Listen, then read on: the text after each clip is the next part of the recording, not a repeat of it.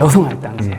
여성 임원이 있으면은 나라 전체가 성평등 관련해가지고 효율이 올라가느냐. 여성이 뭐 사장하면은 기업이 좋아진다? 그거대로면 대통령 왜 탄핵했어요, 그러면? 뭐 여성이라는 것 자체만으로 그러면은 사회가 좋아진다고 보는 것이라면은 그게 딱 워맞은 논리죠. 여성가족부는 없어져야 돼, 부처라고. 여기 책이 담겨 있었죠. 네. 여성 임원이 많은 회사에 실적이 좋았다라는 통계를 이제 여가부에서 들이미는데 그런 주장, 인과관계가 아닌 것들을 자꾸 네. 이제 끌어들이기 시작하면은 그때 첫 느낌인가? 지금 다 떠나서 서강대 전자공학과 학점 되게 좋게 졸업한 분이에요. 그분이 왜 그런 부패했느냐고 따져야지 멍청해서 그렇다라는 거는 절대 아니다. 내가 봤을 때 멍청한 요소는 적었다. 현재 문재인 정권이 잘하고 있는 건 뭐예요? 적폐청산이라는 단어를 해가지고 순제가 말씀을 하셨는데 문재인 정권이 박근혜 정권보다 못하고 있다? 저는 글쎄요. 저는 지금 국민 정서는 지금 전체적으로는 조금 줄여야 된다는 입장이잖아. 회원 월급을 깎으면은 그 일을 열심히 하게 될 것이다. 천만의 말씀.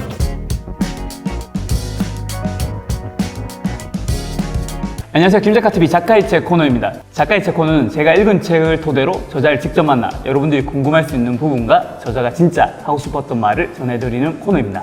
오늘 이 책은 바로 공정한 경쟁입니다. 함께 이야기 나누실 분을 소개하겠습니다. 안녕하세요. 네, 안녕하세요. 안녕하세요.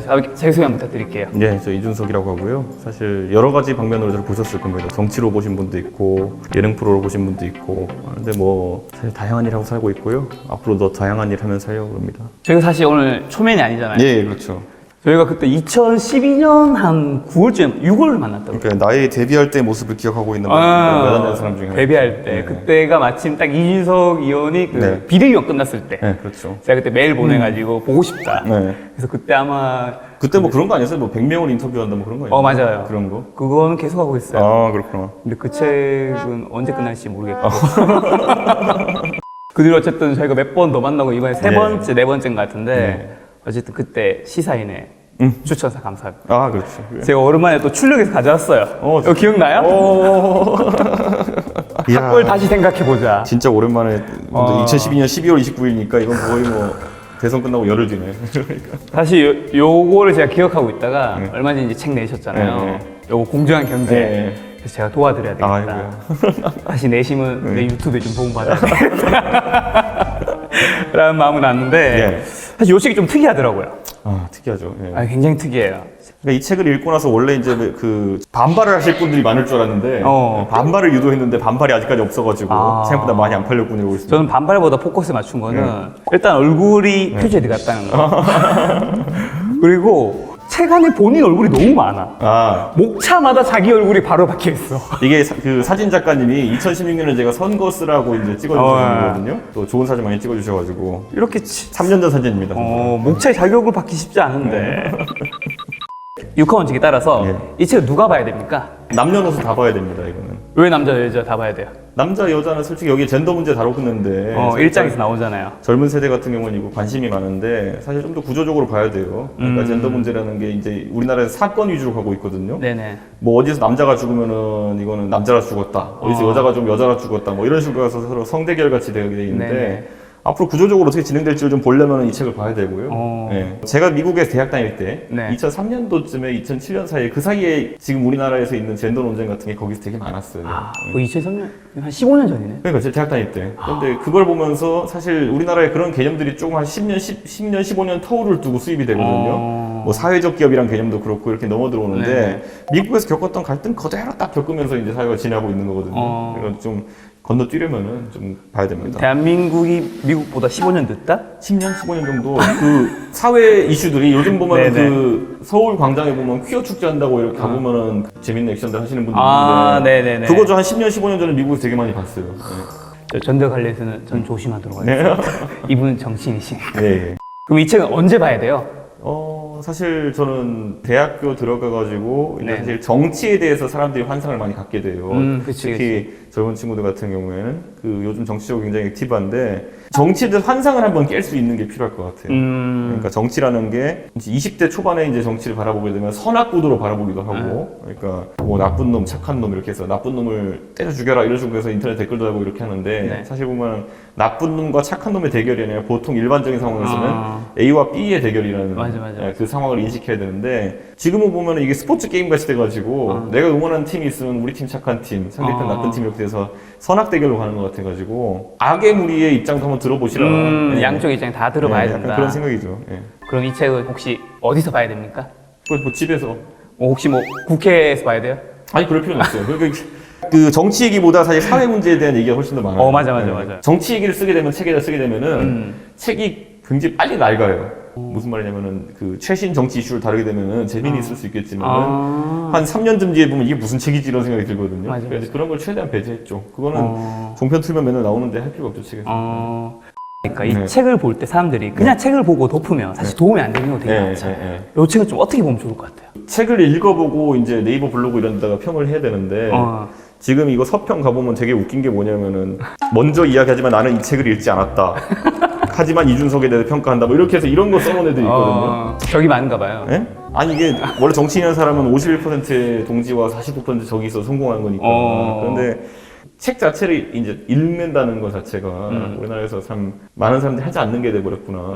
이런 생각해요 보면은. 저희가 보면서 드는 생각이 다른 생각을 가진 사람도 되게 많을 수 있겠구나. 뭐 어쩔 수 없는 아니, 거지. 원래 요즘 역사책 이런 거 막 설민석 씨가 하는 거 많이 보는데 그런 거는 논쟁적이지는 않잖아요. 그쵸. 얘들아 옛날에 뭐 태화관에서 기생 파티 했다 뭐 이런 거 정도는 논쟁적으로 나갈 수 있겠지만은 대부분에서 하는 그냥 이런 거 하고 가르치는 거기 그냥 때문에 정리하는 거니까. 그렇죠. 그런데 정치하는 사람들이 쓰는 책은 다분히 논쟁적입니다. 그럼 왜 지금 우리가 정치책을 읽어야 될까요? 확실히 이게 있는 것 같아요. 예를 들어 요즘 보면 언론에서 그 서로 이제 팩트 체크한다고 난리 치잖아요. 보면은 뭐 해가지고 상대방이 말한 말을 적절히 버무려가지고 팩트 체크해보니 거짓이었다 이렇게 몰아세우고 이런 경우가 있는데 사실 팩트 체크 자체도 굉장히 정치적인 행위예요. 이렇게 보면은 사실 어떤 상황을 바라볼 때 A라는 이런 통계를 들어대가지고 이게 거짓말이다라고 할 수 있겠지만은 반대로 이게 맞다고 하는 B 통계도 있을 수 있어요. 그러니까 사실 대부분의 우리가 보고 있는 팩트 체크라고 하는 것이나 아니면은 뭐 언론에 전달하는 것들이 굉장한 편향성을 가지고 있어요. 그렇죠. 그러다 보니까 그 구조적으로 그냥 네이버 정치란에 위에 뜨는 기사를 읽으면서 내 정치관을 형성하는 것보다는 어느 정도 적어도 한 책 정도의 생각의 흐름을 따라가 보면서 이슈를 이해하는 게 필요한데 아까 말했던 것처럼 뉴스만 보면요 맨날 그런 식이지 뭐 누가 죽었으면 여자라 죽었다 남자라 죽었다 뭐 이런 것들로 피상적으로 가게 되니까 약간 유튜브나 아니면 언론사의 그런 편향적인 정보보다 약간 좀 종합적인 이야기를 좀 듣는 제가 편이죠. 편향적인 유튜브 방송 같은 거 할 것 같으면 되게 잘할 자신 있어요. 5만 가지 통계 다 뽑아가지고 한쪽으로 이제 일변도로 갈 수 있는데 유튜브 안 할 거라면서요? 유튜브 안 해요 저는. 왜냐면 한 사람 나중에 다 구속될 것 같아요 보니까. 정치 쪽 말한 거죠? 아니 정치 쪽뿐만 아니라 봤을 때는 이제 자유경쟁이라는 게 무한 경쟁이기 때문에 지금 저도 가는 거예요? 이게 좀 위험하긴 한데 나중에 오히려 유튜브가 잘 돼가지고 이제 예를 들어 어떤 작가가 도윤 씨 방송 출연시켜달라고 그러고 한 1,000만 원 협찬해줄게 이런 식으로 들어가기 시작하면 나도 모르는 새에 1,000만 원에 이끌려가지고 편향 방송을 하고 있을 수 있고 그러다 보면 소송 이게 제가 종편 옛날에 처음 시작할 때 봤던 그 패턴이거든요. 그때까지는 정치 토론 2011년 전까지는 정치 토론이 그렇게 TV에 많이 안 나오니까 그냥 되게 젠틀하게 하고 이랬는데 2012년에 갑자기 4개 채널이 딱 생겨버리고 낮 시간대에 전부 다 정치 토론 하게 되니까 누가 더 자극적인가 경쟁을 하면서 그때 했던 사람들 많이 이제 벌금도 물고 구속되는 사람도 있고 하죠. 제가 2012년 만났을 때 준성님이 저랑 인터뷰 때 했던 얘기가 내가 이제 정치인이 되니까 로비스트가 진짜 달라붙더라는 얘기 했었거든요. 있어요. 예. 실제 존재해요. 있어요. 특히 이제 그 대한민국 규제를 많이 하는 산업 같은 경우에 예를 들어 뭐 게임 산업, 외국계 게임사들이 저한테 굉장히 연락 많이 왔어요. 예. 미국은 로비스트가 합법이기 때문에 그런 관점 접근했겠지만은 대한민국은 그게 불법이죠. 그러면 이 책을 쓴 목적과 이 책을 통해 이제 독자들한테 좀 하고 싶은 말의 핵심 정리해 주시면. 저는 아까 말했듯이 사회 갈등이라는 게 50대, 60대 그 이상이 생각하는 사회 갈등이랑 우리 젊은 세대가 생각하는 사회 갈등이 달라요. 그래서 이 책을 저는 50대, 60대도 좀 읽어봤으면 좋겠고 20, 30대도 읽어봤으면 좋겠는 게 아까 말했던 20, 30대는 선악구도에서 탈피해야 된다. 그리고 50, 60대 같은 경우에는 그들이 만들어놓은 부채를 젊은 세대에게 상속시키지 않았으면 좋겠다. 가장 대표적으로 5, 60대 이상이 가부장제 때문에 만약에 젠더 문제가 있어가지고 예를 들어 지금 부채의식을 가지고 있다 한다면은 예를 들어 50, 60대 남성들이 여성들이 갖고 있다고 한다면은 그거는 그 세대에서 풀어라. 지금 예를 들어 한 90년생쯤 되는 친구들, 30대 되는 사람들이 남녀 차별을 학업의 과정에 있어 겪었겠느냐. 여자라고 너는 초등학교 가지 마라, 중학교 가지 마라를 겪어온 세대인가. 지금 20, 30대는 한마디로 가해자도 피해자도 아니다. 아니면 집에서 밥을 먹는데 뭐 오빠만 고기 반찬 먹고 너는 먹지 말아라는 거 겪은 세대인가. 그 사실 저는 아니라고 보거든요, 저는. 그렇죠. 점차 아닌 쪽으로 가고 있죠. 그래서 이제 그 우리나라의 젠더 갈등의 약간 시발점 중에 하나가 저는 82년생 김지영이었다는 생각하는데 영화도 나온다 그러는데 어떻게 나올지 맞아요. 솔직히 기대되는 것이 그 책은 어땠어요? 소설인데 이거를 현실과 구분 못하는 사람들이 굉장히 많다. 읽어보면서 제가 그래서 그때 언론에 뭐라 그랬냐면은 82년생 김지영은 그 나이대 여성들에게 닥칠 수 있는 한 10사람의 불행을 모아가지고 한 사람한테 겹쳐놓은 다음에 이것이 우리 세대가 일반적인 여성이 겪는 문제다라고 한다 그러면은 네. 굉장한 문제가 있다 그거는. 거기 보면 뭐 진짜 반찬부터 시작해가지고 뭐 갔더니 길에 유모차인가요? 애를 끌고 나갔더니만은 카페에서 남편 등골 브레이크 하는 맘충이라고 이렇게 했다고. 맞아. 그런 표현이 있어요. 살면서 저는 제 주변에 있는 사람들이 그런 얘기를 하는 거 들어본 적이 없어요. 제 주변에 젊은 남성들이 카페에 아무리 같이 가도 뭐 애를 데리고 온 여성을 본다 해가지고 저거 맘충이다 무슨 남편 등골 휘게 하는 이런 거 본 적이 없거든요. 근데 아니 뭐 어딘가 있을 수 있겠죠. 근데 그게 일반적인 정서인가에 대해서 일반적이진 않죠. 그러니까 저는 그런 생각하고 저는 그거 자체가 이제 굉장히 개인에 있는 불행을 다 모아가지고 불쌍한 캐릭터 하나 만든 거라 생각하는데 그래서 제가 언론에 언급했던 게 뭐냐면 82일을 이제 2로 나누면 40일인데 대학생들하고 술 마실 때 한번 제가 아는 41년생 인물 하나에 대해 가지고 굉장히 자세하게 설명했어요. 어릴 때 형한테 밀려가지고 공부할 돈이 없어가지고 학교도 제대로 못 가고 집에 먹을 게 없어서 술찌개미 같은 거 먹으면서 살고 그다음에 서울에 올라와서 어쩌고 대학을 입학했는데 학비가 없어가지고 뭐 청소하는 일까지 병행하면서 대학을 마치고 했더니만 굉장히 불쌍한 사람이다 이래가지고 이 이명박이라고 41년생 애기라고 그게. 근데 이명박이라는 우리가 이름 떼고 보면 그 사람 되게 불쌍하지 않냐. 그렇죠. 이름 떼고 보면 어떻게 보면 대단한 사람이기도 하죠. 여러 가지. 그러니까 제가 얘기하는 게 뭐냐면, 그러니까 82년생 김지영은 그걸 다 모아놓은 그냥 소설적 자아지만은 현실에 있는 사람도 있어요 그렇게. 근데 반대로 우리가 거기에 대해 가지고 그럼 이명박이 불쌍하다는 얘기를 안 하잖아요 지금 보면. 그런 것처럼 저는 82년생 김지영 보면 굉장히 모순적인 것들을 많이 느꼈어요. 방금 82년생 김지영 얘기하면서 그 책을 보는 사람 100만 명은 이 영상을 안 보겠네요. 아니 볼 거예요. 뭐 자기들도 보고 그게 지금 와서는 뭔가 이게 정상이 아니다고 생각하는 사람도 있을 알겠습니다. 거예요. 그럼 이제 그거와 관련된 게 이 책에서 첫 번째로 또 다룬 게 젠더잖아요. 그리고 사실 이준석 의원이 이제 가장 핫했던 게 2018년 11월에 이수혁 폭행 사건, 그 젠더 갈등 관련해서 여러 가지 이제 그 사건의 지금 결론은 어떻게 났죠? 결론은 그냥 뭐 무고한 거 비슷한 게 되고였죠. 서로 쌍방폭행은 끝난 거예요. 쌍방폭행. 그러니까 결론이 아니라 애초에 시초부터 뭐였냐면요. 그냥 술 먹고 싸운 거예요. 그죠. 거기서 이제 여성분들이 거의 상식에 반하는 형태의 도발을 했고, 저는 아직까지도 그걸 현실에서 그 단어들을 입으로 얘기하는 사람들은 하게 못 봤습니다. 저도 영상 봤어요. 그러니까 한 번도 놀라긴 했어요, 저 사실.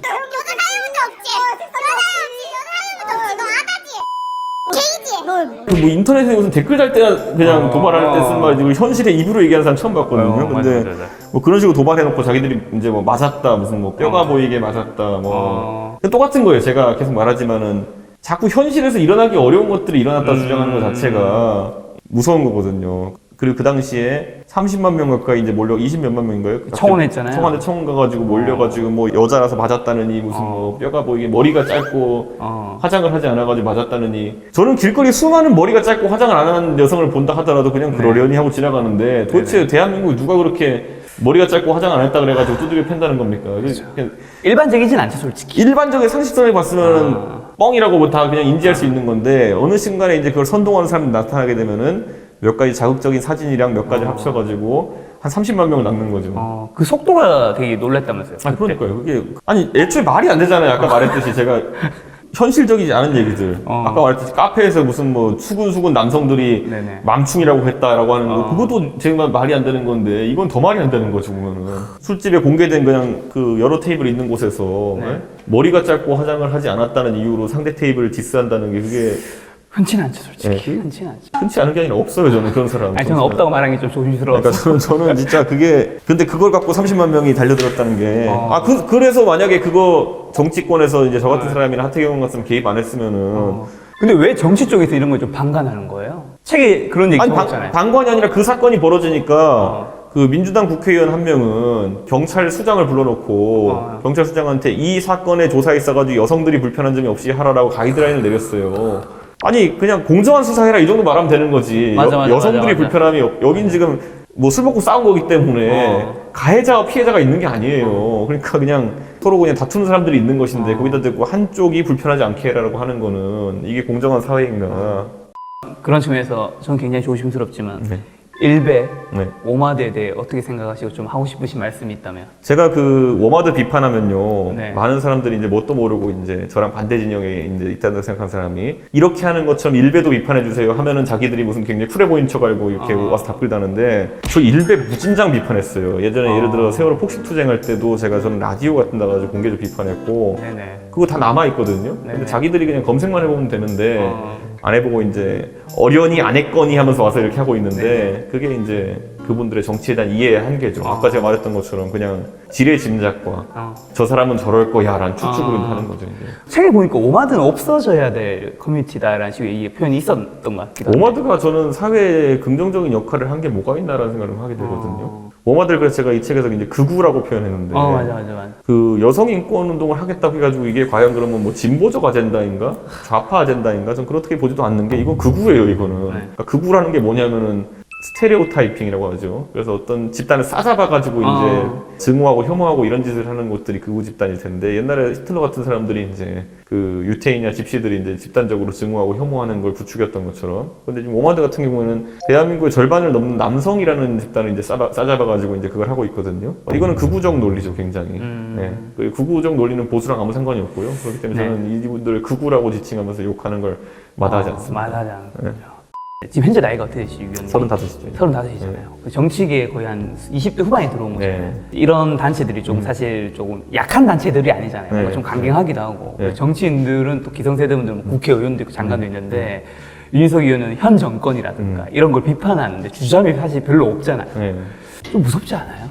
그 인터넷에 보면은 막 과격한 표현 막 쓰거든요. 이준석 뭐 현실에서 내가 만나면은 아구창을 한 대 때리고 제가 인증해서 올리겠습니다. 이런 애들 보면 막 클리앙이나 아니면 에밀리파크 이런 데 가면 되게 많았어요. 근데 그 현실에서 하루에도 1000명 넘게 만나고 다니는데 사람들은 그냥 길거리에서 지하철 타고 다니고 그러면은 한 번도 좀 만나본 적이 없어요. 그런 사람을. 그 사람들이 저를 만났으면 분명히 저를 한 대 쳤어야 되는데 그러니까 다들 그냥 키보드 머리가 가깝다. 네. 그리고 지금 얼마 전에도 사실 현 정권의 이제 비판적인 이야기들, 뭐 한전이라든가 네. 여러 가지 남겼잖아요. 네. 그런 거 비판하면 사실 또 그쪽 한전의 전문가가 아닐 수도 있고 하니까 비판할 때 좀 조심스러울 수 있잖아요. 왜냐하면 다른 반격이 들어왔을 때 내가 정말 모든 걸 알고 논리적인 대응을 했는 게 아닐 수도 있는 건데 어떻게 좀 그런 걸 쉽게 좀 하는 편이에요? 그러니까 요즘 유튜브 같은 데 보면은 이제 사람들이 얼마나 유치해지고 있냐면요. 누가 이제 헛소문을 퍼뜨린 거죠. 예를 들어 뭐 유튜브에다가 내가 싫어하는 동영상이 가가지고 페이크 뉴스라고 달고 나오면은 그게 차단될 것이다 뭐 이런 헛소문을 퍼뜨리니까 다들 그러고 있어요. 가가지고. 근데 그게 자기 수준 인증인 거죠, 보면은. 근데 그런 어떤 정치에 대한 열망 또는 사회에 대한 열망 자체를 표출하는 것은 자유인데 그 자신의 표출의 무게가 얼마나 되는지에 대해서 고민해야 되는데 그런 식으로 이제 휩쓸려 다니는 건 가장 가볍다는 걸 본인이 증명하는 거예요, 보면은. 그런 어떤 행태 자체는 뭐 그냥 저는 보면서 웃기지 그게 저한테 위협이 되거나 이러지 않아요, 보면은. 최근에 사실 2019년에 굉장히 핫한 사건의 주인공이셨죠. 2019년 2월에 백분 토론 여성 할당제. 거기서 또 엄청 뭐 상대방 변호사분들과 엄청 박빙으로 싸웠다고 저는 일단 얘기는 하겠습니다. 그 회사에서 여성 임원수가 많고 적다로 그 여성 불평등 문제를 다루는 거 옳지 않다라고 했잖아요. 네. 뭐 어느 정도 저는 그 말에 사실 공감이 가긴 하지만 여성편 입장에서는 어느 정도 좀 배려가 필요한 것도 있지 않나요? 기업은 살벌한 곳이에요. 그러니까 그 안에 오너도 있겠지만은 또 다른 주주들도 있고 소액주주나 이런 사람들도 있고 그리고 임직원들도 있고 그 안에 그 사람들은 자신의 수익과 자신의 뭐 어떤 그런 걸 극대화하길 원해요. 근데 거기에 이제 정치적인 목표가 들어가게 되면은 사실 맞지가 않는 거거든요. 네. 만인이 평등하게라는 정치적 목표를 집어넣었더니만은 공산주의에서 경제가 쫄딱 망해버렸던 것처럼 사실 경제라는 건 굉장히 이제 수요와 공급과 기본적인 원칙에 따라 돌아가는 것인데 저는 여성 할당제를 한다는 것 자체가 기업의 수익성을 늘리는데 어떤 도움이 되느냐에 대해 가지고 고민을 하게 돼요. 그러니까 여성 임원이 있으면은 나라 전체가 성평등 관련해 가지고 효율이 올라가느냐.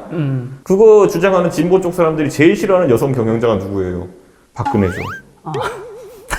그러니까 그게 뭐 간단히 반박 가능해요. 그냥 보면은. 그러니까 여성이 뭐 사장하면은 기업이 좋아진다? 그거대로면 대통령 왜 탄핵했어요, 그러면은. 그러니까 그게 저는. 너무 일부 얘기를 좀 일반시키는 거 아니에요? 그러니까 그거에 논박이 아니라 농담조지만은 예를 들어 뭐 대기업 중에 휴렛패커드 같은 곳에 HP에 가면은 칼리 피오니라고 옛날에 굉장히 여성 CEO로 많은 관심 받으면 등극한 분이 있는데 그 사람 때문에 HP 사실상 몇 년간 망했어요. 근데 그게 또 전체 사례가 아닌 게 최근에 보면은 CPU 회사는 AMD 같은 경우에는 리사수라고 굉장히 또 똑똑한 여성이 와가지고 경영을 잘 해가지고 잘 해요. 그러니까 저는 이게 그러니까 여성이라서 잘한다라는 논리 자체를 들이대는 것 자체가 무의미하다. 이런 생각하게 되는 것이고 이렇게 하면 또 댓글로 뭐라고 하냐면요. 네. 또 뭐 박근혜는 박근혜고 다른 건 다른 거지 뭐 이런 식으로 하거든요. 그렇게 말하는 순간 이 보편성 있는 명제가 아닌 거예요. 그치. 예. 누구는 누구고 누구는 누굴 거면 왜 그럼 여성을 싸잡아서 여성을 임명해야 된다고 하는 건지. 그러니까 그게 정말 능력 위주로 해야 된다. 그거 주장하신 분들은 사실 굉장한 모순 속에서 본인들이 또 제일 싫어하는 게 나경원일 거 아니에요. 뭐 여성이라는 것 자체만으로 그러면은 본인들이 생각하기에 사회가 좋아진다고 보는 것이라면은 그게 딱 워마드 논리죠. 박근혜 대통령을 탄핵하면 안 됐다라고 하는 워마드의 주장이 있거든요. 박근혜 햇님이라 그러거든요. 맞아. 그게 워마드식 주장. 여성이니까 무조건 여성이 낫다라고 하는 거는. 그럼 요즘에 사실 또 여경, 그 여성 소방관들에 대한 유튜브에서 영상에서 이제 그런 악플들이 되게 많잖아요, 남성분들이. 그에 대해서 좀 어떻게 생각하세요? 아니 저는 그래서 책에도 썼는데 여성 경찰관이나 여성 소방관 이런 분들에 대해 가지고 만약에 소방 업무나 치안 업무 자체에 투입하는 것이 좀 어렵다고 한다고 하고 그것이 문제라고 만약에 판단한다 그러면은 도구를 쓰면 돼요. 도구. 네, 미국에는 보면 여성 경찰관들도 치안 업무에 다 투입이 돼요. 네네. 왜냐하면 총을 쓰니까 여자 총에 맞으면 안 아픈가? 뭐 이런. 똑같죠. 네, 그러니까 그런 관점에서 봤을 때 간격이 많이 사라지는 거죠. 일본에서 옛날에 보면 일본에서 칼 차고 다니는 걸 사무라이라 그랬는데 사무라이 계급이 몰락한 게 뭐냐면은 칼을 쓰는 거는 그래도 나름대로 검술도 연마하고 해야 되니까 자기가 뭔가 기득권이 될 수 있겠지만은 나중에 이제 총 나온 뒤로부터는 연습은 뭐 한 달 하면 대충 다 비슷하게 쏘니까 맞아. 그러니까 자기의 특권으로서의 그게 사라지는 게 되는 것처럼 저는 마찬가지라 봐요 이게 보면.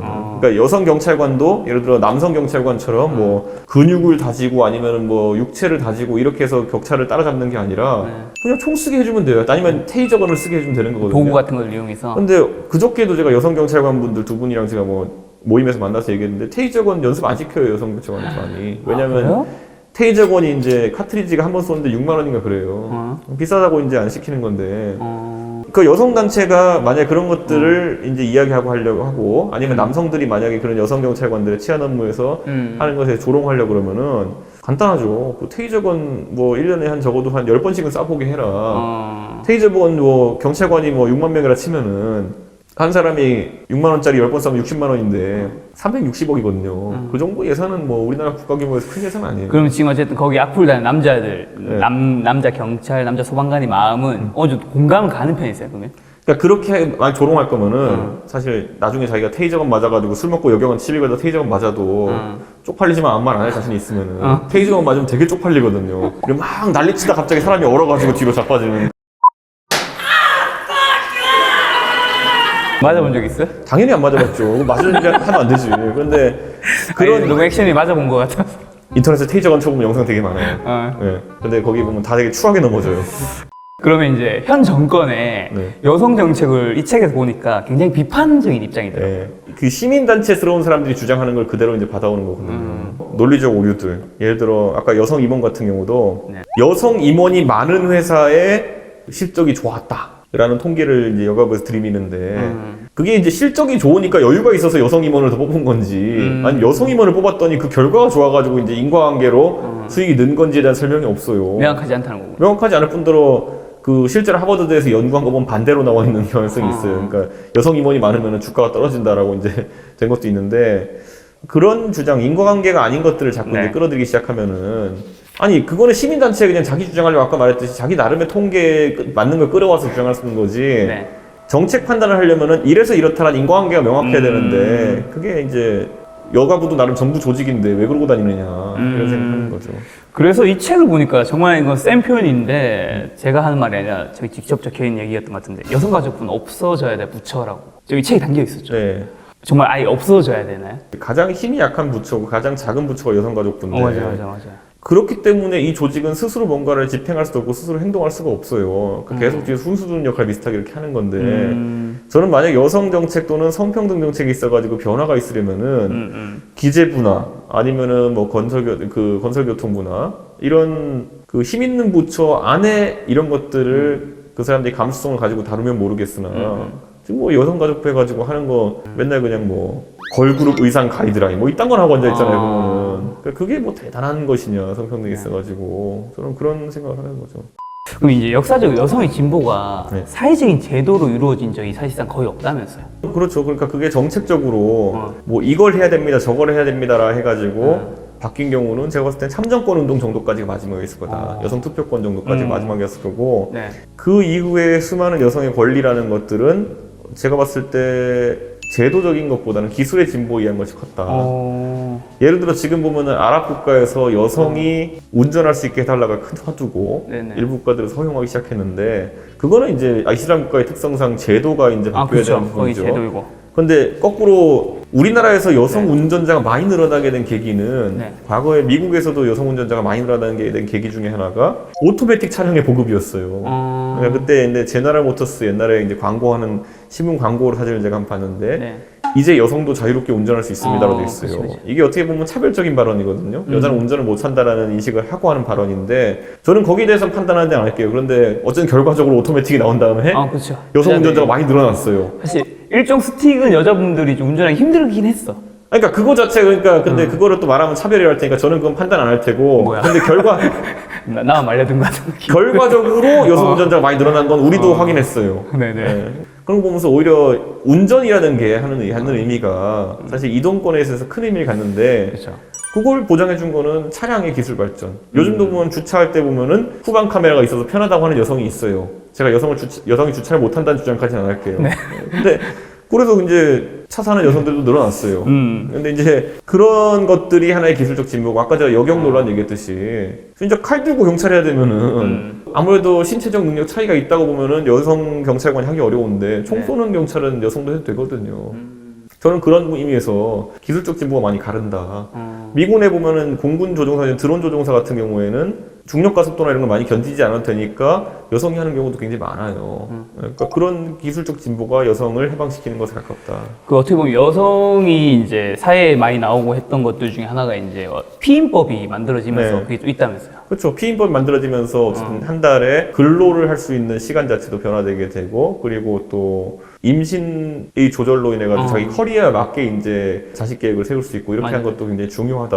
저는 이렇게 보는 거고. 옛날 조선시대는 그런 때는 그게 안 됐다면서요. 아니 그 기술적 진보에 따라서 그래서 아까 제가 말했잖아요. 한 10년 정도 미국에서는 아젠다들이 먼저 뜬다고. 근데 한 5년 전에 미국에 한창 떴던 아젠다가 뭐냐면은 인공사공 이런 거 막 떴었어요. 예, 그거 연구하자고 막 이제 우르르 가고 이랬었는데 그거 의미가 뭐겠어요? 그러면 이제 지금이야 피임법으로 이제 인생의 출산 시기를 조절할 수 있다지만 앞으로는 출산 자체에서 해방될 수도 있다라는 걸 의미하는 거거든요. 그러니까 저는 그런 기술적 진보가 오히려 사람들의 관심을 많이 끌 것이다.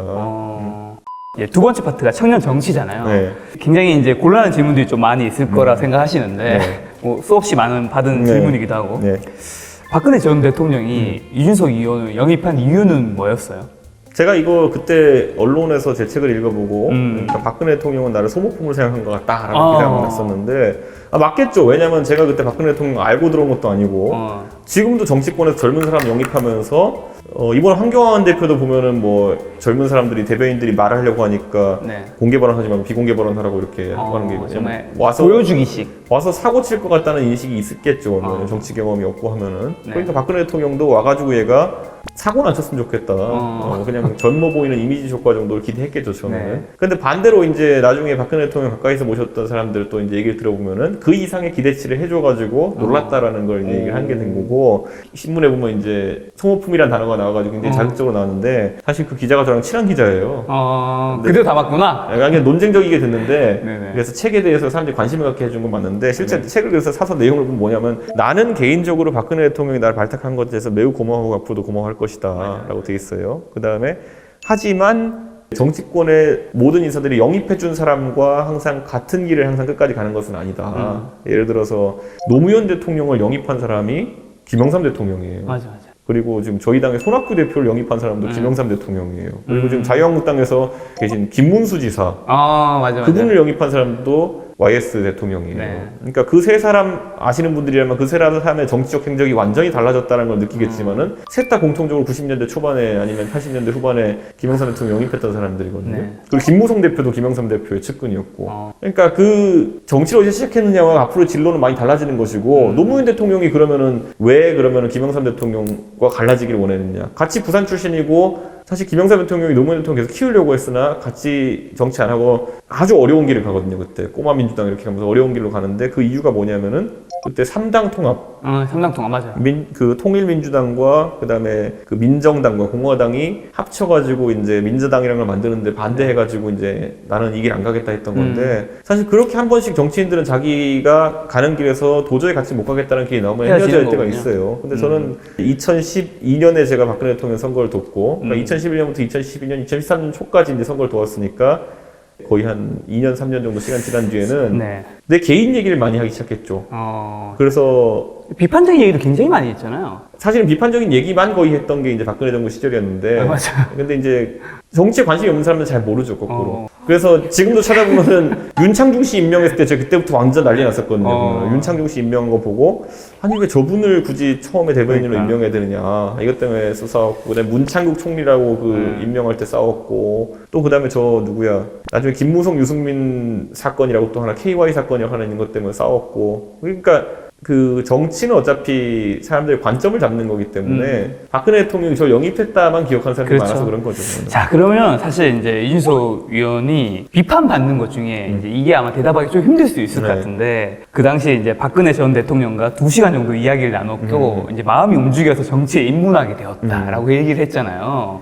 실제 팩트시죠? 근데 그거 제가 놀랐던 게 그 유튜브에 보면 있어요. 그러니까 YTN에 보면은 많은 사람들이 캡처 사진으로 보고 있는 그게 실제 영상이 있거든요. 네네. 근데 그거 정작 조회수는 10만도 안 될걸요? 그러니까 다들 캡처 사진만 보고 그렇게 하는데 그 내용도 거의 비슷한 내용이 보면은 박근혜 대통령이 나한테 와가지고 교육에 대해 가지고 그때 우리 교육봉사단체한테 와가지고 이거에 대해서 내 의견에 동의한다 그러면서 와서 이제 영입하는 건데 뒤집어 말하면 박근혜 대통령이 그러니까 저를 설득할 때 저의 의견을 듣겠다고 해서 이제 했던 거기 때문에 사실 근데 정치적으로 입문하는 사람들 대부분 영입 케이스들 같은 경우에는 거의 다 그렇게 해요. 그러니까 뭐냐면 예전에 문재인 대통령 옆에던 윤여준 장관도 보면은 문재인 대통령 와가지고 2-3시간 동안 얘기 나눠보니까 마음이 끌려서 가게 됐다 이렇게 얘기하는 거고 더 웃긴 거는 그 영입 절차가 없는 사람들이 더 웃긴 거예요. 정치인의 영입이라는 거는 어떤 지도자 가서 누구를 설득해서 끌고 들어오는 거 영입이라 그러고 반대로 그게 아니라 추종은 이제 내가 가서 시키지도 않은 내가 손 들고 나는 박근혜가 좋습니다 이렇게 하는 그거거든요. 알겠어요. 그럼 그 당시에 박근혜 대통령의 그 자리가 처음이었나요?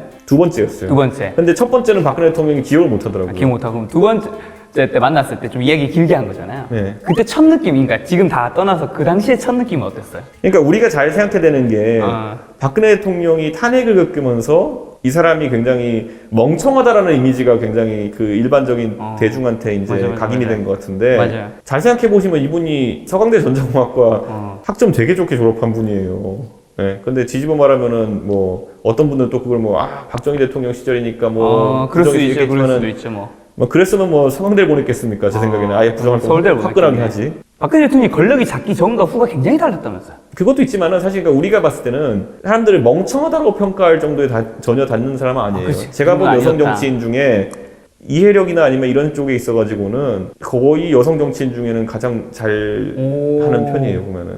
지금 보면 여성 정치인들 여러분들 보시면 굉장히 다양한 분들을 많이 알고 있을 거예요. 뭐 나경원 의원, 이은재 의원, 뭐 박영선 의원, 예전에 한명숙 전 총리 이런 사람 알고 있을 텐데 이건 제 평이 아니라 그 당시 기자들의 평이었는데 우리가 비상대책위원회로서 상대편에 이제 상대했던 민주당의 지도부가 누구였냐면 한명숙 총리였거든요. 그 기자들이 한명숙 총리 말하는 걸 듣고는 도대체 뭘 기사를 써야 될지 모르겠다라고 하는 경우 굉장히 많았어요. 그러니까, 실제로. 그러니까 저는 그거에 있어가지고 탄핵인 된 대통령이기 때문에 우리가 뭐 부정적인 평가를 할 수 있는 것도 있고 뭐 여러 가지 있겠지만은 제가 봤을 때는 일반적인 그 박근혜 대통령 무식하다고 까는 사람들에 비해서는 고급 정보를 많이 그래도 받았던 사람이고. 그쵸. 공부를 했던 사람이라 가지고 저는 그렇게 비아냥거리는 것보다는 그분이 왜 그런 부패했느냐를 따져야지 멍청해서 그렇다라는 거는 저는 제가 누구 만나서 얘기할 게 있으면 절대 아니다. 내가 봤을 때 멍청한 요소는 적었다. 네, 오히려 사람 관리에 있어가지고 치명적인 부분이 있어가지고 뭐 윤창중 씨 임명할 때도 제가 비판했고 뭐 이런 것도 있지만은 어떻게 보면 옛날 그 당시 그리고 지금도 어느 정도 꼬리표 좀 따라 붙는 게 박근혜 키즈랑이 따라 붙잖아요. 그래서 박근혜 키즈를 탈피하기 위해서 본인이 했던 어떻게 보면 이율배반적인 행동 그런 거 혹시 있을까요? 저는 그렇게는 안 한 게 제가 책에서도 보면 이제 박근혜 대통령 저를 발탁한 거에 대해서 고마워한다라고 얘기했던 게 맞아. 그게 그대로예요. 아까 제가 말했듯이 저에 대해서 비판하는 사람들 중에 보면은 제가 말하는 내용 갖고 비판 못하는 분들이 보통 이제 줄지어 다는 게 뭐 박근혜 키즈 뭐 이런 건데 그거야말로 이제 뭐 보면은 어느 정치인이나 달고 있는 네가 싫어라는 표현이 약간 다른 표현. 다른 표현이고 예를 들어 문재인 대통령이 싫어하는 사람은 문재인 대통령이 싫어하는 이유가 있고 명징한 사안이라 그러면 사안을 얘기하면은 안 그러면 그냥 문재앙이라고 가는 거거든요. 그냥 보면은 그건 싫다는 건데 그걸 설득하기 쉽지 않아요. 그거는. 그렇죠. 그래서 박근혜 전 대통령에 대해서 이준석 의원의 감정은 어떠나요? 그때 실제로? 저 사람에 대해서 저분에 대해서 고맙게 한다는 느낌이 강하고 그런데 뒤집어 말하면 이게 있어요. 2012년에 제가 저분한테 발탁됐을 때 2013년에 취임하고 나가지고 저는 비판자 역할을 하겠다 플러스 맞아. 그리고 나는 방송이나 해야지라는 생각으로 정치권에 거리를 뒀었어요. 그러다 2016년에 내가 선거 나가면서 다시 이제 정치권에 나오게 된 건데 그때 내가 차라리 적극적인 역할을 좀 했을까라는 후회를 하게 돼요. 그러니까 무슨 말이냐면은 예를 들어 자리에 대한 욕심? 아니 뭐 그런 식으로 갈 수 있는 게 윤창중 씨가 싫다, 뭐 문창근 씨가 안 된다, 뭐 이런 뭐 여러 가지 이야기를 하면서 밖에서 그냥 비판자 역할을 하는 것도 중요하다 생각하겠지만은 내가 그러면 어느 영역을 맡아가지고 했어야 되나? 가장 대표적인 게 2012년에도 저한테 총선 나갈 거냐는 얘기가 있었는데 그걸 거절했는데 그때 나가가지고 차라리 안 해서 싸웠어야 되나라는 생각하게 되죠. 그때는 이제 비례대표 제안한 거예요? 그렇죠. 근데 그때 진짜 하기 싫었어요 그때. 근데 그 당시 만약에 이제 가정이지만 나갔으면 거의 됐을 확률이 높은 거 아니에요? 무조건 됐겠죠. 무조건 되는 번호로 제안했었으니까. 그런데 그때 했었으면은 반대로 방송을 하는 제 모습이나 이런 것들 사람들이 기억 못할 테니까 흔하디 흔한 비례 영입돼가지고 한 번 하고 마는 것이 됐겠죠. 두 번째 이제 청년 정치 파트잖아요. 네. 뭐 아픈 과거시지만 책에 다 적혀있는 얘기니까 두 번의 선거를 하셨고 네. 두 번의 낙선. 낙선의 이유는 뭐라고 생각하세요? 첫 번째는 이제 저는 제가 지역구를 상계동으로 고르는 게 저는 제가 고향에서 이제 정치를 하겠다고 마음 먹은 건데 선거란 그런 거예요. 그러니까 내가 쉬운 데 찾아가면 쉽게 돼요 또. 그러니까 자동 당선 지역구들이 있어요. 지금의 이제 민주당 후보로서는 서울 지역에서 어지간해서 당선되는 게 어렵지 않은 것처럼 그게 있는데 그게 다 다른 거예요. 사람마다 정치하는 모델이. 예를 들어 노무현 대통령 같은 경우에 낙선만 했잖아요. 거의. 맞아. 그 노무현 대통령을 조롱하는 사람들이 있었느냐. 네네. 부산이라는 어려운 곳에 가서 도전하겠다는 그 시기에 부산이라는 거는 사실 민주당계 후보한테 굉장히 어려운 곳이었기 때문에 했던 것인데 저도 마찬가지예요. 제가 정치를 하는 데 있어서 만약에 쉽게 가는 것을 선택하려고 했으면 비례를 받았겠죠. 근데 그렇게 하는 것보다는 책임지고 한 지역을 맡아가지고 하고 싶다는 생각을 했던 것이고 이제 이게 있어요. 정치권에는 공천을 받기 쉬운 곳에 가면 당선이 어렵고 공천을 받기 어려운 곳에 가면 당선이 쉽다 이래가지고 제가 만약에 공천을 받기 어려운데 당선이 쉬운 곳에 가려고 그러면은 그때부터 뭘 해야 되냐면은 소위 공천권자한테 말 그대로 들러붙어가지고 거의 하수인 노릇을 해야 되는 거죠. 그 말인즉슨 뭐냐면 제가 만약에 지난 선거 때 2016년에 소위 말하는 자동 당선 지역구 같은 곳들에 가려고 했다면은 뭐 영남이나 아니면 서울 강남 지역 같은 데 가려고 했으면은 그랬으면 박근혜 정부에 대해서 한마디도 비판하면 안 되는 것이고 박근혜 정부에 옹호 모드로 들어가야 돼요. 옹호 모드 아니었잖아요. 근데 그때 그게 아니었던 이유가 저는 그렇게 정치하고 싶지 않았고 그러니까 그게 박근혜 정부는 유한하고 그 내 정치적을 위해서 그걸 하고 싶진 않았다. 그 선택 때문에 한 거고 실제로 작년에 보궐선거 같은 경우에는 이제 안철수 전 대표랑 이제 공천 파동이 크게 있었고 결국에는 그 지상파 출구조사 결과에 저희 바른미래당에서 저만 얼굴이 나왔어요. 2등으로. 나머지 모든 국회의원 후보와 모든 구청장 이런 후보는 2등 못했거든요. 거기 나올. 그래서 뭐 제가 봤을 때는 가능성이 있다. 그러니까 이게 있는 거예요. 그러니까 선거에 뭐 저한테 2번 떨어졌다고 뭐 이제는 언제 당선될 이렇게 하는 사람들은 거기 댓글 다는 순간 단 한 명도 앞으로 구의원도 당선될 가능성이 없는 사람들이에요. 선거랑 가볍게 보는 순간부터 그렇게 하는 건데 앞으로 저는 그런 도전 계속 하려고 하는 거죠. 그럼 이제 다음 총선이 언제 있죠? 내년 4월이죠. 네. 가능성 이번에 좀 있을 것 같다 생각하세요? 저는 충분히 있다고 보고. 있다. 네. 지난번에 이제 우리 당 지지율이 한 5% 6% 됐는데 27 받았으니까. 그러니까. 근데 이제 비례대표 제의를 받은 적이 있잖아요. 근데 이제 2번 낙선됐잖아요. 근데 사실 낙선이 되면 사람이 약간 어쨌든 마음이 쓰릴 거잖아요. 쓰렸을 때, 그때 비례 받을걸. 생각한 적 있으세요? 없어요? 생각할 수는 있겠지만은, 근데 그렇게 하는 순간부터 저는 정치 한번 하고 그냥 다른 일 하겠다 정도의 생각밖에 안 되기 때문에 생각을 잠깐 했는데 후회는 하지 않는 거군요, 절대. 저는 지난 2번의 선거 제가 치르면서 얻은 것이 엄청 많다고 생각하기 때문에 예를 들어 어떤 사람들은 저한테 자유한국당에 새누리당에 있지 왜 바른정당 나오고 바른미래당 하냐라고 저한테 하는 분도 있겠지만은 그게 순탄하게 박근혜 키즈의 기득권을 유지하는 길이죠. 자유한국당에 있는 게. 맞아. 예, 저는 그 안에 이제 젊은 정치하는 사람들은 최고 선임일 테고 항상 그 지위는 누릴 수 있겠지만은 정작 내가 하고 싶은 정치 못 하겠죠. 근데 원래 되게 과학고에다가 하버드를 나오셨잖아요. 네. 공부를 되게 잘했는 거잖아요. 네. 근데 이 공부를 잘한 것과 어떻게 보면 정치는 특히나 이제 선거에 나가서 표를 받는 건 사람들의 마음을 얻는 거잖아요. 네. 이거 좀 다른 것 같아요. 별로 안 달라요. 그러니까 별로 안 달라요? 그러니까 독립적으로 존재해요. 그러니까 공부를 잘하는 것과 못하는 것, 그리고 사람 마음을 얻는 것, 잘하는 것은 별개의 문제고 많은 사람들이 이제 이걸 착각해가지고 인과관계를 엮어가지고 자기 위로하는 분들이 있거든요. 예를 들어 뭐 공부 잘하는 애들은 인성이 더럽더라 뭐 이런 식으로. 근데 우리가 살면서 겪어보면 그건 인터넷 댓글에서나 통용된 얘기지 그 반대인 경우가 더 많다고 좀 보거든요. 경우에. 공부 잘하면 인간관계도 좋을 확률이 높다. 그런 친구들도 많아요, 제가 봤을 때는. 그렇기 때문에 저는 그런 인터넷 어떤 그냥 썰 같은 얘기 갖고 정치인을 판단할 수는 없다. 네. 그 인터넷 셀로 되게 유명한 걸 처음으로 파헤치신 게 하버드 도서관 새벽 4시. 그러니까 그런 것들 그러니까 보면은. 실제로 새벽 4시까지 도서관에 안 한다면서요? 그러니까요. 그거 근데 무슨 중국인이 갑자기 자기 하버드 책 쓰니까 한국에 다 우아해가지고 그런가 보다 이렇게 하고 있는데 그 사람 한국 하버드 학생 아닐걸요? 그냥 중국 사람일걸요? 실제로 도서관을 몇 시에 문을 닫아요, 하버드? 제가 3학년 때까지 24시간 도서관이 없었어요. 없었다. 근데 4학년 때 24시간 도서관 만들긴 만들었어요. 만들었구나. 근데 아무도 없어요. 그런 사람들. 시험 기간에는 24시간 개방한 도서관이 좀 늘어나는데 시험 기간은 좀 있는데 그 전에는 뭐 시험 기간 아닐 때는 하버드에도 없어요? 새벽에는? 거의 없어요. 네.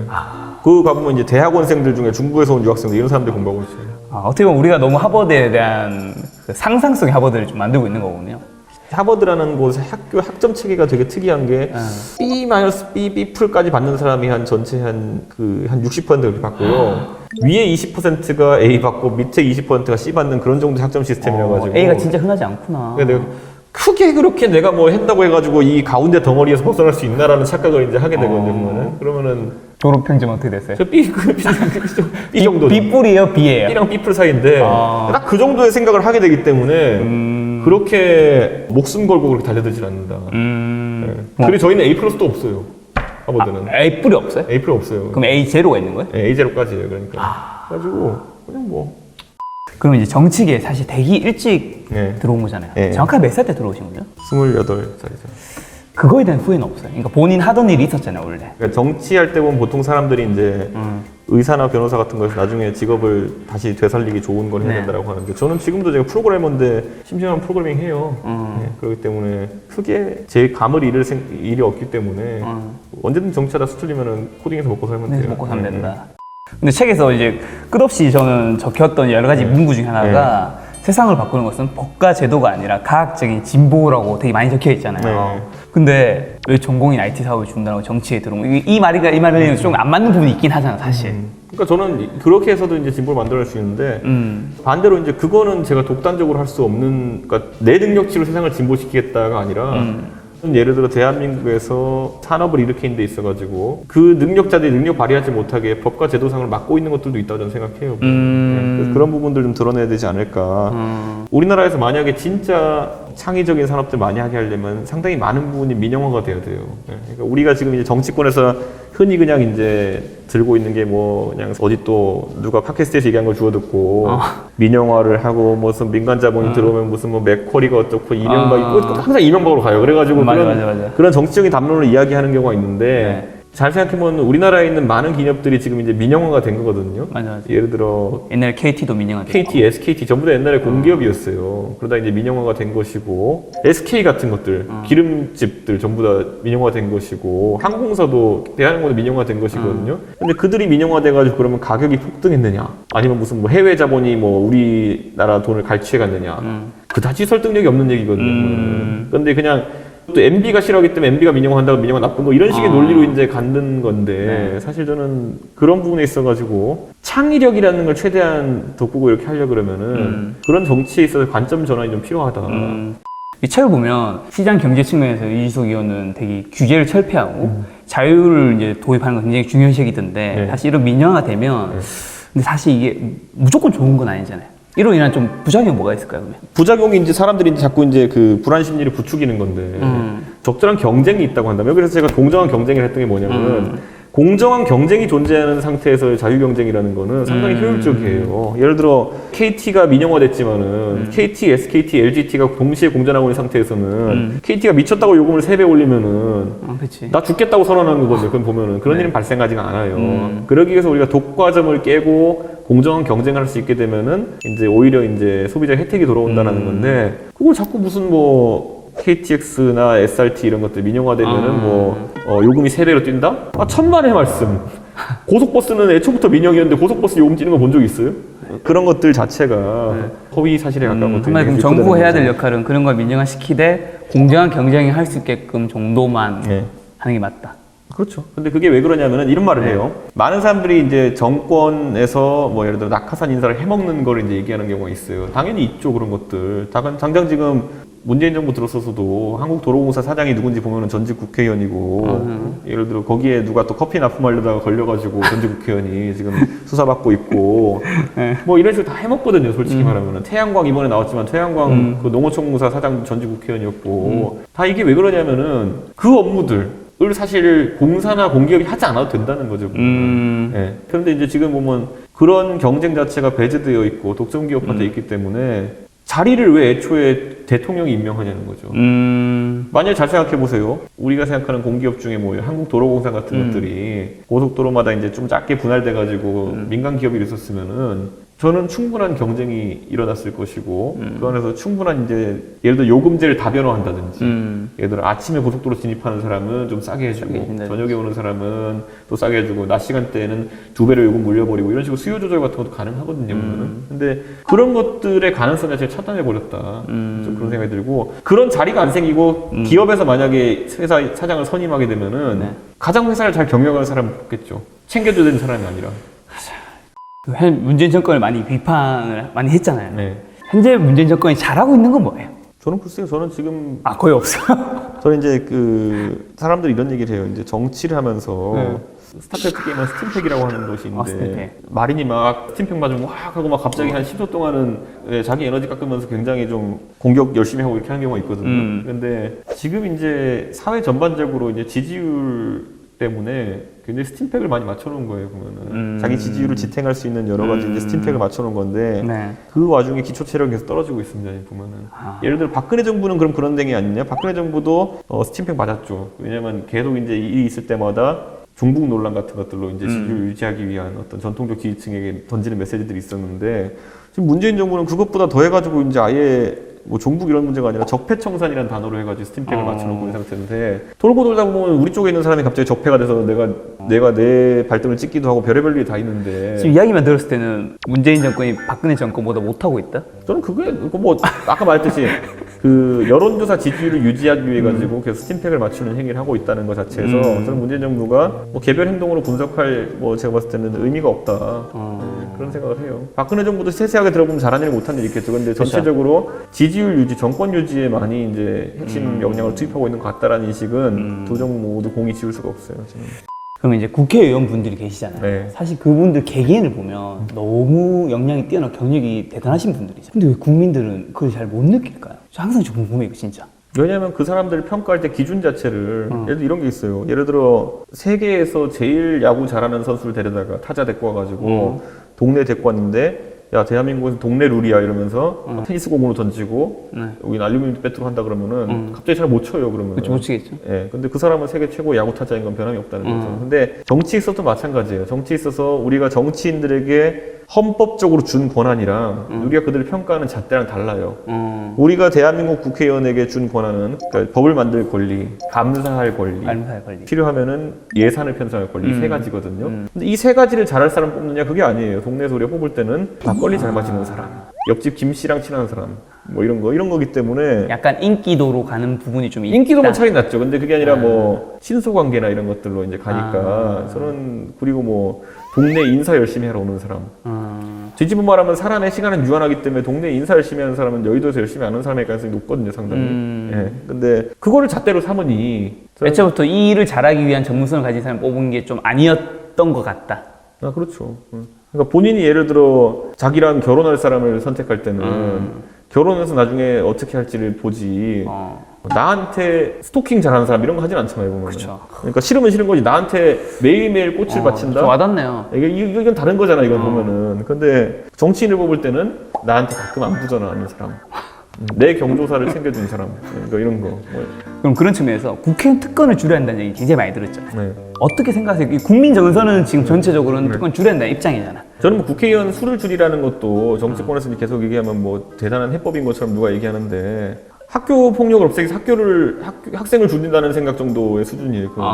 학교 폭력이 심한데 보기 싫으니까 학생 수를 줄여버려. 그러면 학교 폭력이 사라지는 건 맞죠. 근데 좋은 정책은 아니죠. 네, 근데 그게 옳은 정책이냐 봤을 때는 아니고 그런 식의 좀 약간 이상한 진단과 해법들을 자꾸 정치권에 파퓰리즘적으로 내놓지 않았으면 좋겠다. 예를 들어 국회의원 월급을 깎으면은 그 일을 열심히 하게 될 것이다. 자기 회사 사장님이 그렇게 얘기하면 전부 다 노동청으로 갈 사람들이 그걸 국회의원한테 그렇게 하면 일을 열심히 할 거라 생각하는 자체가 알겠어. 그런 측면에서는 특권이 많다고 생각하는 게 많지 않다고 생각하는 거예요. 그러니까 저는 그러니까 이게 있어요. 국회의원 특권이라는 거를 네. 뭐 누가 300 몇 가지라고 열거해서 이렇게 막 인터넷 게시글 맞아. 그거 보고 얘기하는 거죠. 그거 다 거짓말이에요. 다 거짓말이에요? 예, 예를 들어 뭐 비행기값 공짜니 뭐니 이런 거 다 공짜 거짓말이에요. 비행기 공짜 아니에요? 철도값 공짜 이런 거 다 거짓말이에요. 공짜 아니에요? 옛날에 그런 시절이 있었죠. 그래요? 근데 지금은 다 출장비 처리해요. 자기가 결제해야 되는구나. 네, 출장비 처리해요. 대신 자기 돈 나가는 건 아니지만. 국회 사무처에 출장비 처리하고 이러는데 제가 이렇게 얘기하는 게 뭐냐면은 공항 귀빈실을 쓴다? 귀빈실 안 쓰는 사람도 많아요. 쓰려면 쓸 수 있는 거예요? 아니 예를 들어 귀빈실이라는 게 이런 거거든요. 쓰려면 쓸 수 있죠. 근데 비행기 처음 타본 사람은 가가지고 이제 라운지 가가지고 내가 뭐 땅콩도 먹어보고 샌드위치도 먹어보고 이런 게 좋겠지만 진짜 일하러 다니는 사람들은 갈 시간 없죠. 그냥 비행기 출발하기 직전에 가가지고 타고 가는 거거든요, 보면은. 그러니까 그게 귀빈실이 있는 게 그러면은 뭐 큰 문제냐 없는 게 문제냐 이거는 의미가 없고 그런 것들이 국회의원들이 일을 열심히 하지 않는 이유다라고 생각하는 거는 저는 오히려 상당하고 아까 말했던 것처럼 평소에 하던 게 동네에서 막걸리 마시고 형님 동생하고 무슨 뭐 싸바싸바하고 이런 거 하던 사람들을 뽑아놓으니까 그 사람들이 가서 일을 못 하는 거지. 그 사람들한테 귀빈실을 없앤다 해가지고 일을 잘하겠어요? 그 얘기는 있던데. 이코노미에 끊으면 네. 비즈니스로 업그레이드를 해준다고 국회의원이. 이건 어떻게 돼요? 그런 국회의원들도 있겠죠. 실제로 얘기하면 무료로 이거 업그레이드 해주는 거예요? 아니죠. 그게 항공사에서 특수한 상황에서 해주는 게 뭐냐면은 그 비즈니스가 가득 찼을 때는 안 해주죠, 당연히. 그리고 뭐냐면 비행기라는 게 보통 비즈니스가 앞에 있고 뒤에 이제 이게 있잖아요. 맞아요. 무게 균형도 좀 맞춰야 될 때가 있어요. 네, 그럴 때 앞뒤로 조절하는 경우도 있고. 맞아요. 일반 저 같은 사람도 이제 갑자기 이제 비즈니스로 해줄 때처럼. 그러니까 그럴 때 이제 뭐 캐빈 승무원 같은 경우도 비즈니스 전담하는 사람 있고 뒤에 있고 하다 보니까 비즈니스 있는 사람이 놓을 것 같으면 뭐 이렇게 해주는 경우도 있고 뭐 여러 가지가 있죠. 네. 그런데 이제 아니면 오버부킹돼서 이코노미에 사람을 더 받아야 되는데 비즈니스로 올려주는 우선순위가 있는 경우도 있고. 근데 저는 개인적으로 옛날에 EBS에서 베트남에서 제가 가면서 베트남 항공을 탔는데 베트남 항공에서 저 업그레이드 시켜주던데요. 진중권 교수랑 같이 갔는데 진중권 교수는 못 알아보고 저를 알아봐가지고 해주던데. 알아보고 왜 줬던 거예요? 국회의원 아니라도 해주던데 그러니까. 혹시나 이준석 의원과 그 국회의원 특권에 관해서 다른 의견이 있으신 분은 댓글로 남겨주시면 되고요. 근데 따지고 보면 실제로 검색해보면 그 블로그 글이나 이런 거 검색해보잖아요. 거의 하버드 4시간 도서관 수준의 그냥 그런 얘기예요.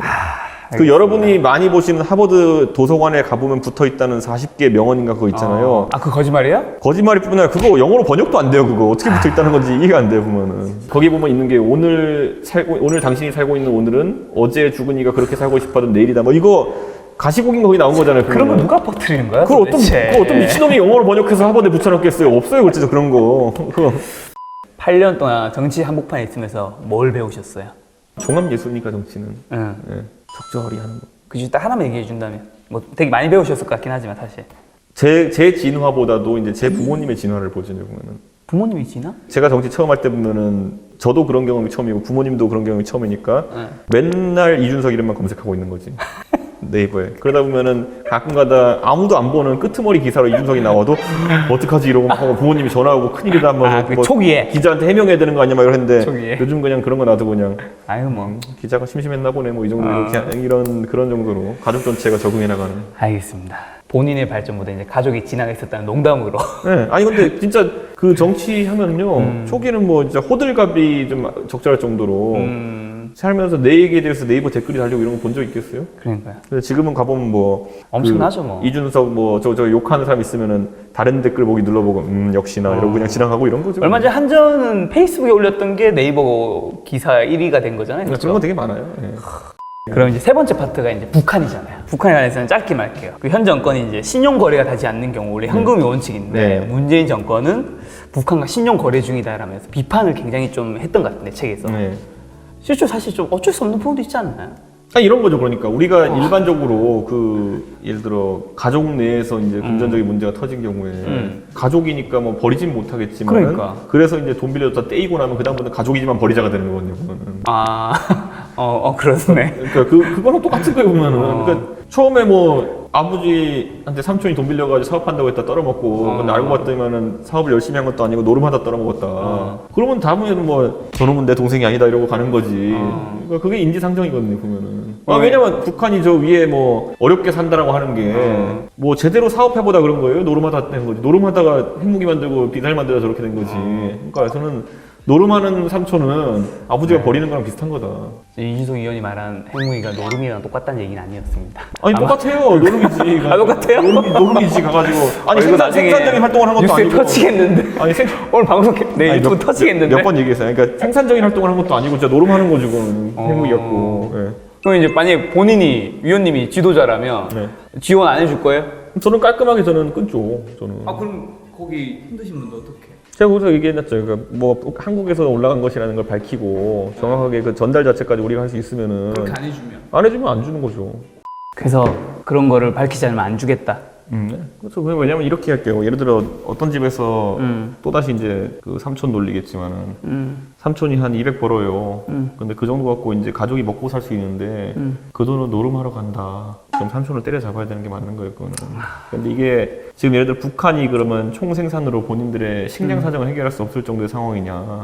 저는 그건 아니라고 알고 있어요. 그 정도는 아니에요. 네, 그러니까 본인들이 미사일이나 핵에 투자하는 것들을 줄이도록 만드는 것, 강제하는 수단이 필요한데 이렇게 얘기할게요. 보면은 우리가 예를 들어 식량 지원이나 여러 가지 지원을 통해 가지고 뭐 돕는 것처럼 볼 수 있겠지만은 그 책임은 애초에 미사일을 안 만들고 핵을 안 만들고 그렇게 해야 될 북한 정권의 책임이 있는 거예요. 근데 우리가 북한 정권이 떠맡아야 될 걸 대신 떠맡게 되는 순간 남는 것으로 그들은 또 다른 노름을 한다니까요.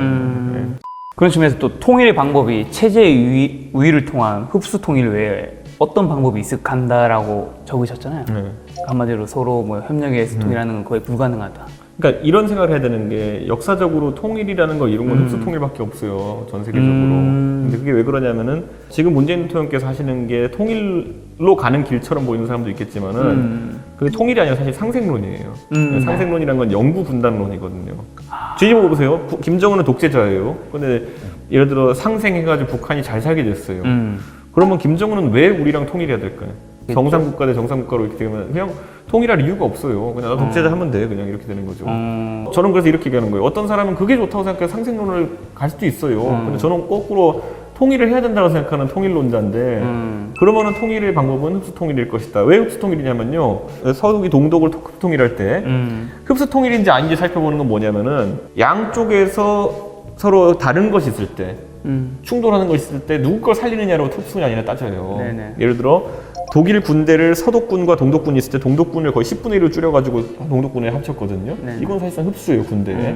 법체제, 서독법과 독일법이 있을 때, 동독법이 있을 때 서독법을 합쳤어요. 그 서독 연방을 사용하고 동독 연방에 있는 주들이 해체하고 들어가는 형태를 흡수 통일이죠. 앞으로 우리가 북한과 통일한다고 했을 때 북한이 가진 것 중에 살릴 게 뭐가 있느냐?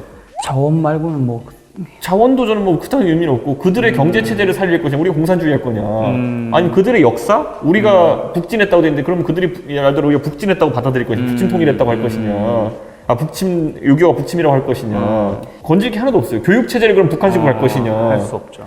그래서 왜 통일 교육이라 하잖아요. 우리는 통일 교육 받을 게 별로 없어요. 우리가 해줘야 되겠죠. 그쪽에서 공부할 거 많은데 우리가 할 게 별로 없어요. 네 번째 파트 경제인데 택시 운전을 또 하셨잖아요. 네.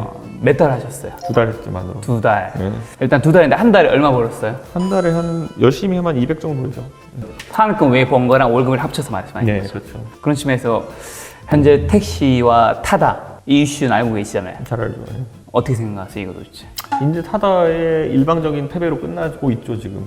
이제 뭐냐면 이제 타다가 사실 제가 페이스북에도 글을 몇 번 썼지만은 타다가 혁신이다라고 이야기하는 사람들은 사실 좀 저는 이해가 안 갔던 것이 지금 그 대형 택시, 전보 택시 타면 똑같아요. 전보 택시랑 요금도 비슷해요, 타다랑. 그러니까 제가 그 얘기한 건 뭐냐면 택시에 대한 불만이 쌓여가지고 택시가 아닌 것은 무조건 좋아 보이는 현상.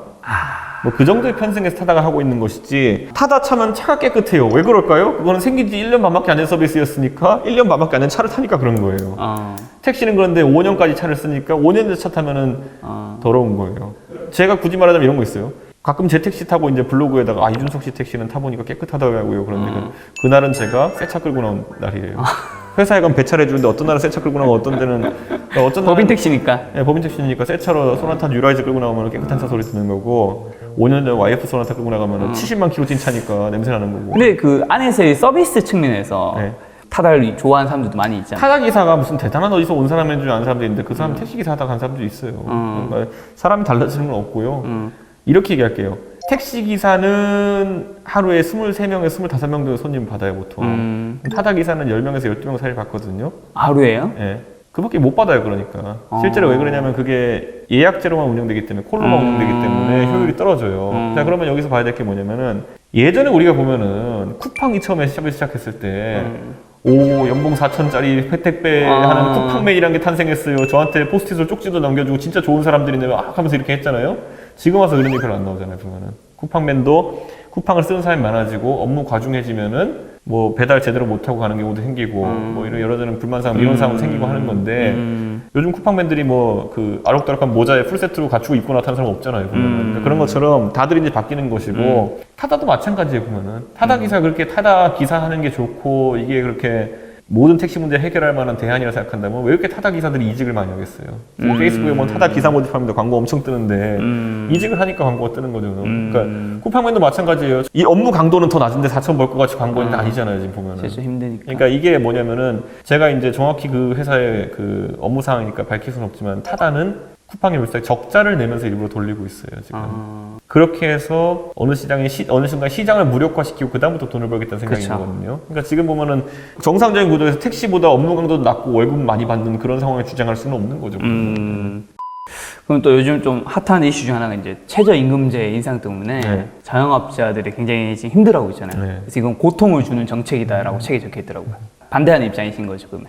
최저임금이라는 거는 사실 시장 적정가라는 거는 항상 형성되게 돼 있거든요. 그 말은 뭐냐면은 내가 예를 들어 업주로서 이 사람을 쓰면은 한 500만 원 정도 이득을 더 벌 것 같은데 라고 한 300 주고 고용합니다. 내가 이 사람 고용해서 300 정도 이득 볼 것 같은데 한 200 주고 고용합니다. 이런 적정가가 형성돼 있어요. 근데 그것보다 많이 받게 하려는 그 예를 들어 내가 이 사람을 고용하면은 한 200 정도 더 벌 것 같아. 그런데 그러면 내가 이 사람한테 월급을 한 130, 40밖에 못 줄 것 같아. 그러면 거기서 그것보다 많이 받게 해주는 게 최저임금 제도거든요. 근데 그렇게 하면 그 사람들 대부분의 업주 같은 경우는 그럼 200벌 더 벌 수 있을 것 같은데 이 사람을 해서 내가 200을 줘야 되면 안 뽑지가 되는 거거든요. 그러니까 사실 일자리를 줄이는 방식이죠, 이거는. 근데 이거에 있어서 뭐 경제학 개론을 보면 이제 학기 중간쯤에 배우는 거기 때문에 이거는 경제학 개론 배운 사람이 대부분 다 알고 있는 건데 저는 이 부분에 있어가지고 정부가 좀 무리수를 많이 두고 있다. 그런 일자리 측면에서 문재인 정부가 지금 비정규직을 정규직 전환을 많이 하고 있잖아요. 그에 대해서 좀 어떻게 생각하세요? 은행 같은 경우에, 사기업 같은 경우에 은행 창구 직원이 많이 줄고 점포도 많이 줄여요. 왜냐하면 모바일 뱅킹 같은 거 하면서 이제 대부분 그렇게 하니까 창구 직원이 필요 없으니까요. 근데 정부는 공무원을 늘리겠다 그래요.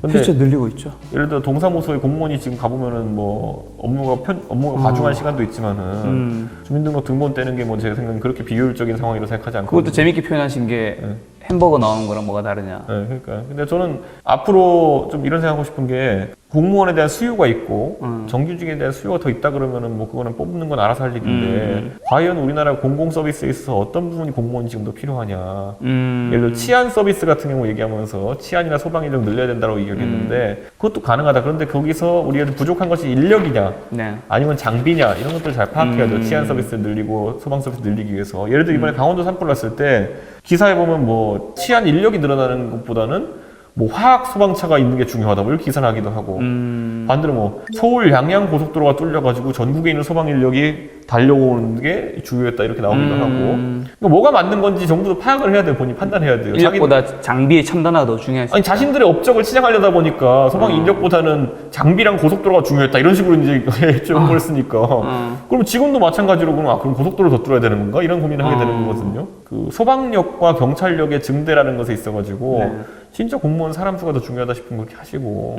대신 나는 봤을 때 경찰력 같은 경우는 아까 제가 봤을 때 피의적인 연습 더 시킨 게 나아요, 제 생각에는. 실제 그럼 일자리를 늘리는 것보다 뭔가 장비 첨단이나 이런 거에 진보에 좀 더 관심이 있으신 편인 것 같네요. 그렇게 하는 게 소방력과 치안력을 늘리는 데는 더 도움이 되겠죠. 그럼 위원님 실제로 만약에 지도부가 된다면 어떤 일자리를 좀 늘리고 싶어요? 저는 공공일자리는 지금보다 줄이면 줄였지 늘리고 싶지는 않은 게 사실 공공일자리 나중에 그거 들어가 어떻게 할 건데 그거는. 예, 지금 이제 그 일자리 몇만 개 늘리려면 40년 동안 거의 국가에서 월급을 줘야 되는데 그거 세금으로 돌아옵니다 전부 다 보면은. 예를 들어 지금 이제 20대 된 친구들 한 해에 예를 들어 40만 명 정도가 이제 태어난 세대인데 그럼 이제 1년에 공무원 10,000명씩만 더 뽑잖아요. 그러면 40만 명이 10,000명을 추가 세금을 부담해야 돼요. 근데 예를 들어 10,000명이 평생 평균 한 5, 6천만 원 받는다 치면은 그 5, 6천만 원에 해당하는 것 중에 예를 들어 40분의 1이면 한 120만 원 정도 평생 내가 그 사람들 120만 원 정도씩 매년 부담해야 돼요. 그 사람들 10,000명 더 뽑는 것 때문에. 근데 그 간단한 산수만 해봐도 이거는 내가 하고 싶은 건지는 판단이 갈릴 거거든요. 그러니까 저는 굳이 왜 그런 게 어떻게 보면 지금 정권이 하고 있는 일자 정책이 지금 당장 모면하기 위해서 미래에 좀 힘들어질 수도 있는 그렇죠. 차라리 모든 20대가 평생 120만 원어치 치킨을 더 먹으면은 경제 활성화 되겠죠. 네. 알겠습니다. 그럼 5번째 파트 이제 교육으로 좀 가볼게요. 네. 현재 대학 입시 체계는 어떻게 생각하세요? 국공립대랑 이제 사립대를 같이 줄 세우는 것 자체가 문제다 이렇게 봐요.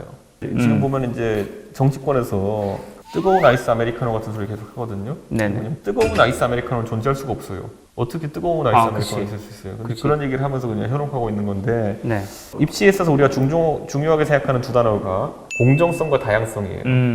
공정하면서도 다양한 학생을 뽑아야 된다는 힘들다면서요? 모순이에요, 그 자체로. 공정하다는 거는 나보다 1점이라도 낮은 놈은 나보다 위로 올라가면 안 된다는 생각이 있는 거고 다양하다는 거는 점수 같은 거로 줄 세우기만 하지 않고 다양한 사람을 뽑으라는 건데 다양한 사람 뽑으면서 어떻게 공정하다는 소리를 들을 수 있겠어요. 저는 이게 자체가 전혀 호환이 되지 않는 메시지다. 그럼 이 공정성과 다양성은 어떻게? 그러니까 미국도 마찬가지로 주립대나 이런 것들 같은 경우에는 완벽하게 줄 세우기를 해요, 거의. 네, 시험 성적 이런 걸로, GP나 이런 거로. 이 사립대는 네 마음대로 뽑아라 하잖아요. 이제 그래서 하버드, 저는 입학사정관제로 들어갔는데, 하버드에서 누가 뽑는지 뭐 아무도 관심 없어요, 그거 보면은. 네. 물론 거기도 성적도 보고 다 보지만은, 거기에서 예를 들어, 나보다 못한 것 같은 놈이 하버드 들어가고 난 떨어졌다 해가지고, 그것 때문에 시비 걸리는 경우 거의 없거든요. 한마디로 우리나라도 국공립은 이제. 저는 완벽한 서열화를 해야 된다고 완벽한 서열의 그 공정성. 서열화의 잣대는 다양할 수 있죠. 성적 아니라 다른 걸 할 수 있겠지만 어쨌든 수치적인 것이 나와야지 공정성 시비가 줄어드니까.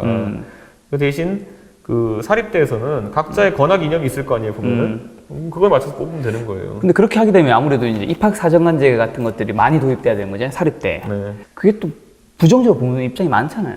그러니까 제가 말했듯이 다양성과 공정성이라는 각각의 그거에 대해서 가치를 인식한다면은 근데 다양성은 입학사정관제로 갈 수밖에 없어요. 책에서 이수석 의원은 돈으로 대학을 입학하는 것들, 기부금으로 대학을 입학하는 것도 나쁘지 않다라는 입장이 좀 있던데. 사립대 같은 경우에는 하버드 같은 경우 연소득이 네. 제가 알기로 연소득이 6천만 원 이하인 가정, 제가 다닐 때는 6천만 원 이하인 가정은 등록금 전액 면제였어요. 등록금과 그 생활비까지. 근데 그 제도를 가능하게 하는 건 뭐였냐면은 기부금 많이 내는 사람들이 있기 때문이죠. 그러니까 아까 말했듯이 기부금 때문에만으로 입학하는 기부금 입학 없지만은 기여를 하면은 입시 때 보긴 보죠. 그러니까 예를 들어 기부금 많이 내면 입학할 때 좀 가점이나 이런 게 있긴 해요, 실제로? 그거 있다는 거 아무도 확인 안 해주죠, 그런데. 있는 것 같다. 입학 사정관제의 뜻이 그거예요, 보면. 그러니까 학교에서 그걸 자기의 이념에 맞춰가지고 설정하는 것이 예를 들어 학교에 예를 들어 한 뭐 100만 달러짜리 뭐 기부를 하든지 아니면 건물을 하나 올리는 사람이면은 그 학생 하나 덕분에 10명 정도 되는 학생이 소득이 적은 학생이 학교를 다닐 수 있다? 그게 어쩌면 오히려 다양성을 촉진시키는 방법 중에 하나죠, 보면은. 거꾸로 보면 이런 거 있죠. 줄 세우기만으로 하면은 거꾸로 그 학비를 부담할 수 없는 학생들 아예 지원을 못하는 상태가 발생할 수 있고. 그러니까 저는 이 입시제도라는 그래서 자율에 맡겨야 되는 부분도 있고 반대로 굉장히 철저하게 줄 세워야 되는 부분도 있고 한데 우리나라는 줄 세우면서도 다양해야 된다 이러기 때문에 아예 칸막이를 나눠가지고 지역 균형 선발 나눠서 거기서 따로 줄 세우고 이런 식이거든요. 보면. 줄을 여러 개 만들거든요. 보면은 그게 뭐가 다양하냐는 거죠. 사실 우리나라 교육이 되게 민감한 게 이 교육으로 인해서 대학이 정해지고 이 학벌이 계급 사회를 만든다 생각을 하잖아요. 실제로 어느 정도 통용되기도 하고 그런 측면에서 사법고시는 어떻게 생각해요? 사법고시 폐지된 거에 대해서 사실 제가 기사를 보면 좀 병행하면 된다 생각해요. 사법고시라는 거는 아까 말했듯이 줄 세우기로서 의미가 있는 것이고 그 로스쿨에 원래 도입했던 취지 중에 하나는 다양한 백그라운드를 가진 그렇죠. 사람이 뒤늦게 이제 변호사 일 같은 걸 할 수 있게 가르치는 건데 저는 둘 다 공존할 수 있다 봐요 보면은. 근데 폐지보다는 같이 공존하는 게 좀 낫다는 입장이에요? 그렇죠 저는. 근데 왜 폐지됐을까요? 완전히 이렇게까지. 사실 이게 그렇게 되는 순간 로스쿨을 들어가야 되고 로스쿨 등록금을 못 받쳐주는 사람들은 사실 좀 힘든 부분이 있는 건 사실이잖아.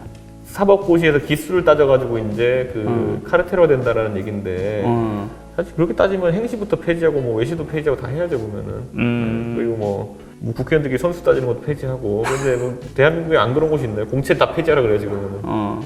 저는 그거는 어떤 집단의 그냥 컴플렉스가 반영됐다. 사법고시 살아났으면 좋겠습니다. 저도 개인적으로. 여섯 번째 파트가 이제 보수의 미래잖아요. 여기가 이제 거의 끝판인데 한국의 보수는 진짜 보수가 아니라면서요. 무슨 말이에요? 그보다는 보수라는 개념 자체에 대해 가지고 보수가 뭐냐 또는 그렇게 하면은 사람들이 잘 모르는 경우 많은데 예를 들어 박정희 대통령을 좋아해서 자기가 보수라고 하는 사람은 모순이에요. 그거는 박정희 대통령은 미국에서 배우면 보수 정치는 안 배워요. 경제개발 5개년 계획 이런 게 어떻게 보수적인 정책이겠어요. 그거는 극단적인 국가주도의 경제정책인데 그러니까 저는 그런 관점에서 우리나라의 보수 진보는 반공인이 아니냐로 이제 갈리는 것 같은데 그 개념은 이제 벗어날 때가 됐다. 그래서 이 책을 쓴 거죠. 보수라는 개념 자체가 무엇은 어떻게 형성돼야 되느냐에서 경쟁이라는 단어 다시 한번 끌어올릴 필요가 있다. 우리가 지금까지는 경쟁이라는 단어를 굉장히 나쁜 단어처럼 이제 묘사하면서 살아온 사람들이 있는데 뒤집어 보면 지금 경쟁이 없으니까 더 억울해하는 사람들이 많죠 보면은. 경쟁 선발이 아니라 취업 비리 같은 거 터지면 사람들이 분노하고. 맞아. 예를 국가대표를 선발하는데 경쟁이 아니라 갑자기 국가가 나라에서 갑자기 우리 북한이랑 뭐 단일팀 해야 되니까 니네 꺼져라 이러면은 그러면 그게 어떻게 공정하냐 이렇게 사람들이 들고 나오는 거고. 그러니까 사실 경쟁이라는 것 자체가 생각보다는 공정한 상태라는 거. 사법고시 같이 그냥 그걸 하는 것 자체가 오히려 더 공정하고 나은 정책일 수 있다는 걸 이제 얘기하는 거죠. 이제 보수 집권을 위해서 필요한 건 뭐라 생각하세요? 옛날에는 이제 보수가 그래도 보수가 집권하면은 경제, 안보, 교육에 있어서는 안정적이고 더 잘한다는 인식이 있었던 게 2000년대 초반까지 해서 인식이었다면은 그 이후로 그게 많이 무너졌어요. 그래가지고 그걸 다시 구축하는 거. 경제, 안보, 교육에 있어서 보수적 아이디어를 정립할 필요가 있다. 경제라고 하면 옛날에는 이제 대기업 중심의 낙수 경제론이 있었는데 그거 자체를 많이 이제 좀 희석 또는 부정시켜놨기 때문에 그걸 대체할 것들이 무엇이냐, 아니면 안보에 있어서 대북 상호주의라는 것에서 조금 좀 바뀔 부분이 있느냐, 교육에 있어서도 경쟁 교육이라는 걸 어떻게 병행할 것이냐에 대해서 이거에 대해서 이제 얘기를 잘하면은 매력적인 아이디어들이 나올 거라고 생각해요. 책에 보니까 약간 이건 사실 본인도 약간 위험하다 생각하면서 적으신 것 같은데 엘리트가 세상을 바꾸고 사람들의 삶을 행복하게 만든다고 믿는 엘리트주의라고 했잖아요. 사실 이거를 뭐 저도 공감은 어느 정도 하거든요. 근데 이걸 좀 밝히는 건 좀 부담스러울 수 있잖아. 실제 근데 그렇게 엘리트가 세상을 바꾼다고 생각을 좀 하시긴 하는 거죠. 우리나라 국가 규모 5천만 명이라는 그 규모가 되면서 국가를 이끄는 것들은 굉장히 이제 갈수록 좁은 범위가 될 것이다. 예를 들어 직접 민주주의적 형태가 강화되는 걸 원하는 사람들은 직접 민주주의가 되면은 좋아질 것이다. 천만에요. 이수영 사건 같은 거 맨날 나올 겁니다. 보면은 우르르 가서 인민재판하고 가가지고 누가 선동 잘하는 사람이 이제 정권을 장악하게 될 건데, 예전에 아테네 같은 경우에도 보면은 직접 민주주의를 해가지고 다들 아고라에 모여가지고 뭐 이렇게 하는 거 했는데 그 나라 꼴이 말이 아니었거든요. 보면은 나중에는 궤변가들이 나타나가지고 선동자라는 사람이 장악하고 중후 정치하고 이렇게 하는 건데, 우리나라도 지금 약간 비슷한 상황이 될 수도 있어요. 그러니까 5천만이라는 집단에 대해 가지고 선동전을 펼친다는 것 자체가 서로 이제 그러면 서로 낙인 찍기. 저쪽은 빨갱이고 저쪽은 친일파고 뭐 이런 낙인 찍기 정도 하는 그런 정도의 상황 자체가 계속 나올 것이다. 엘리트는 이제 이 사회에서는 타고난 게 아니에요. 무슨 말이냐면 과거에는 예를 들어 아까 말했듯이 경제적인 이유 때문에 대학 같은 곳에 가려고 하면은 집이 어느 정도 살아야 되고 이런 기준이 있었다면은 이제는 그래도 대학에 진학할 수 있는 사람들, 그런 경제적 능력 갖춘 사람 비율이 많이 늘어나가지고 그게 제약 조건이 아니게 됐어요. 그러다 보니까 타고나는 게 아니라 어느 정도는 이제 사회제도트 안에서 누구나 이제 도전해볼 수 있는 과제가 된 것이고 그 안에서 엘리트가 되는 사람들이 이제 나올 것이다.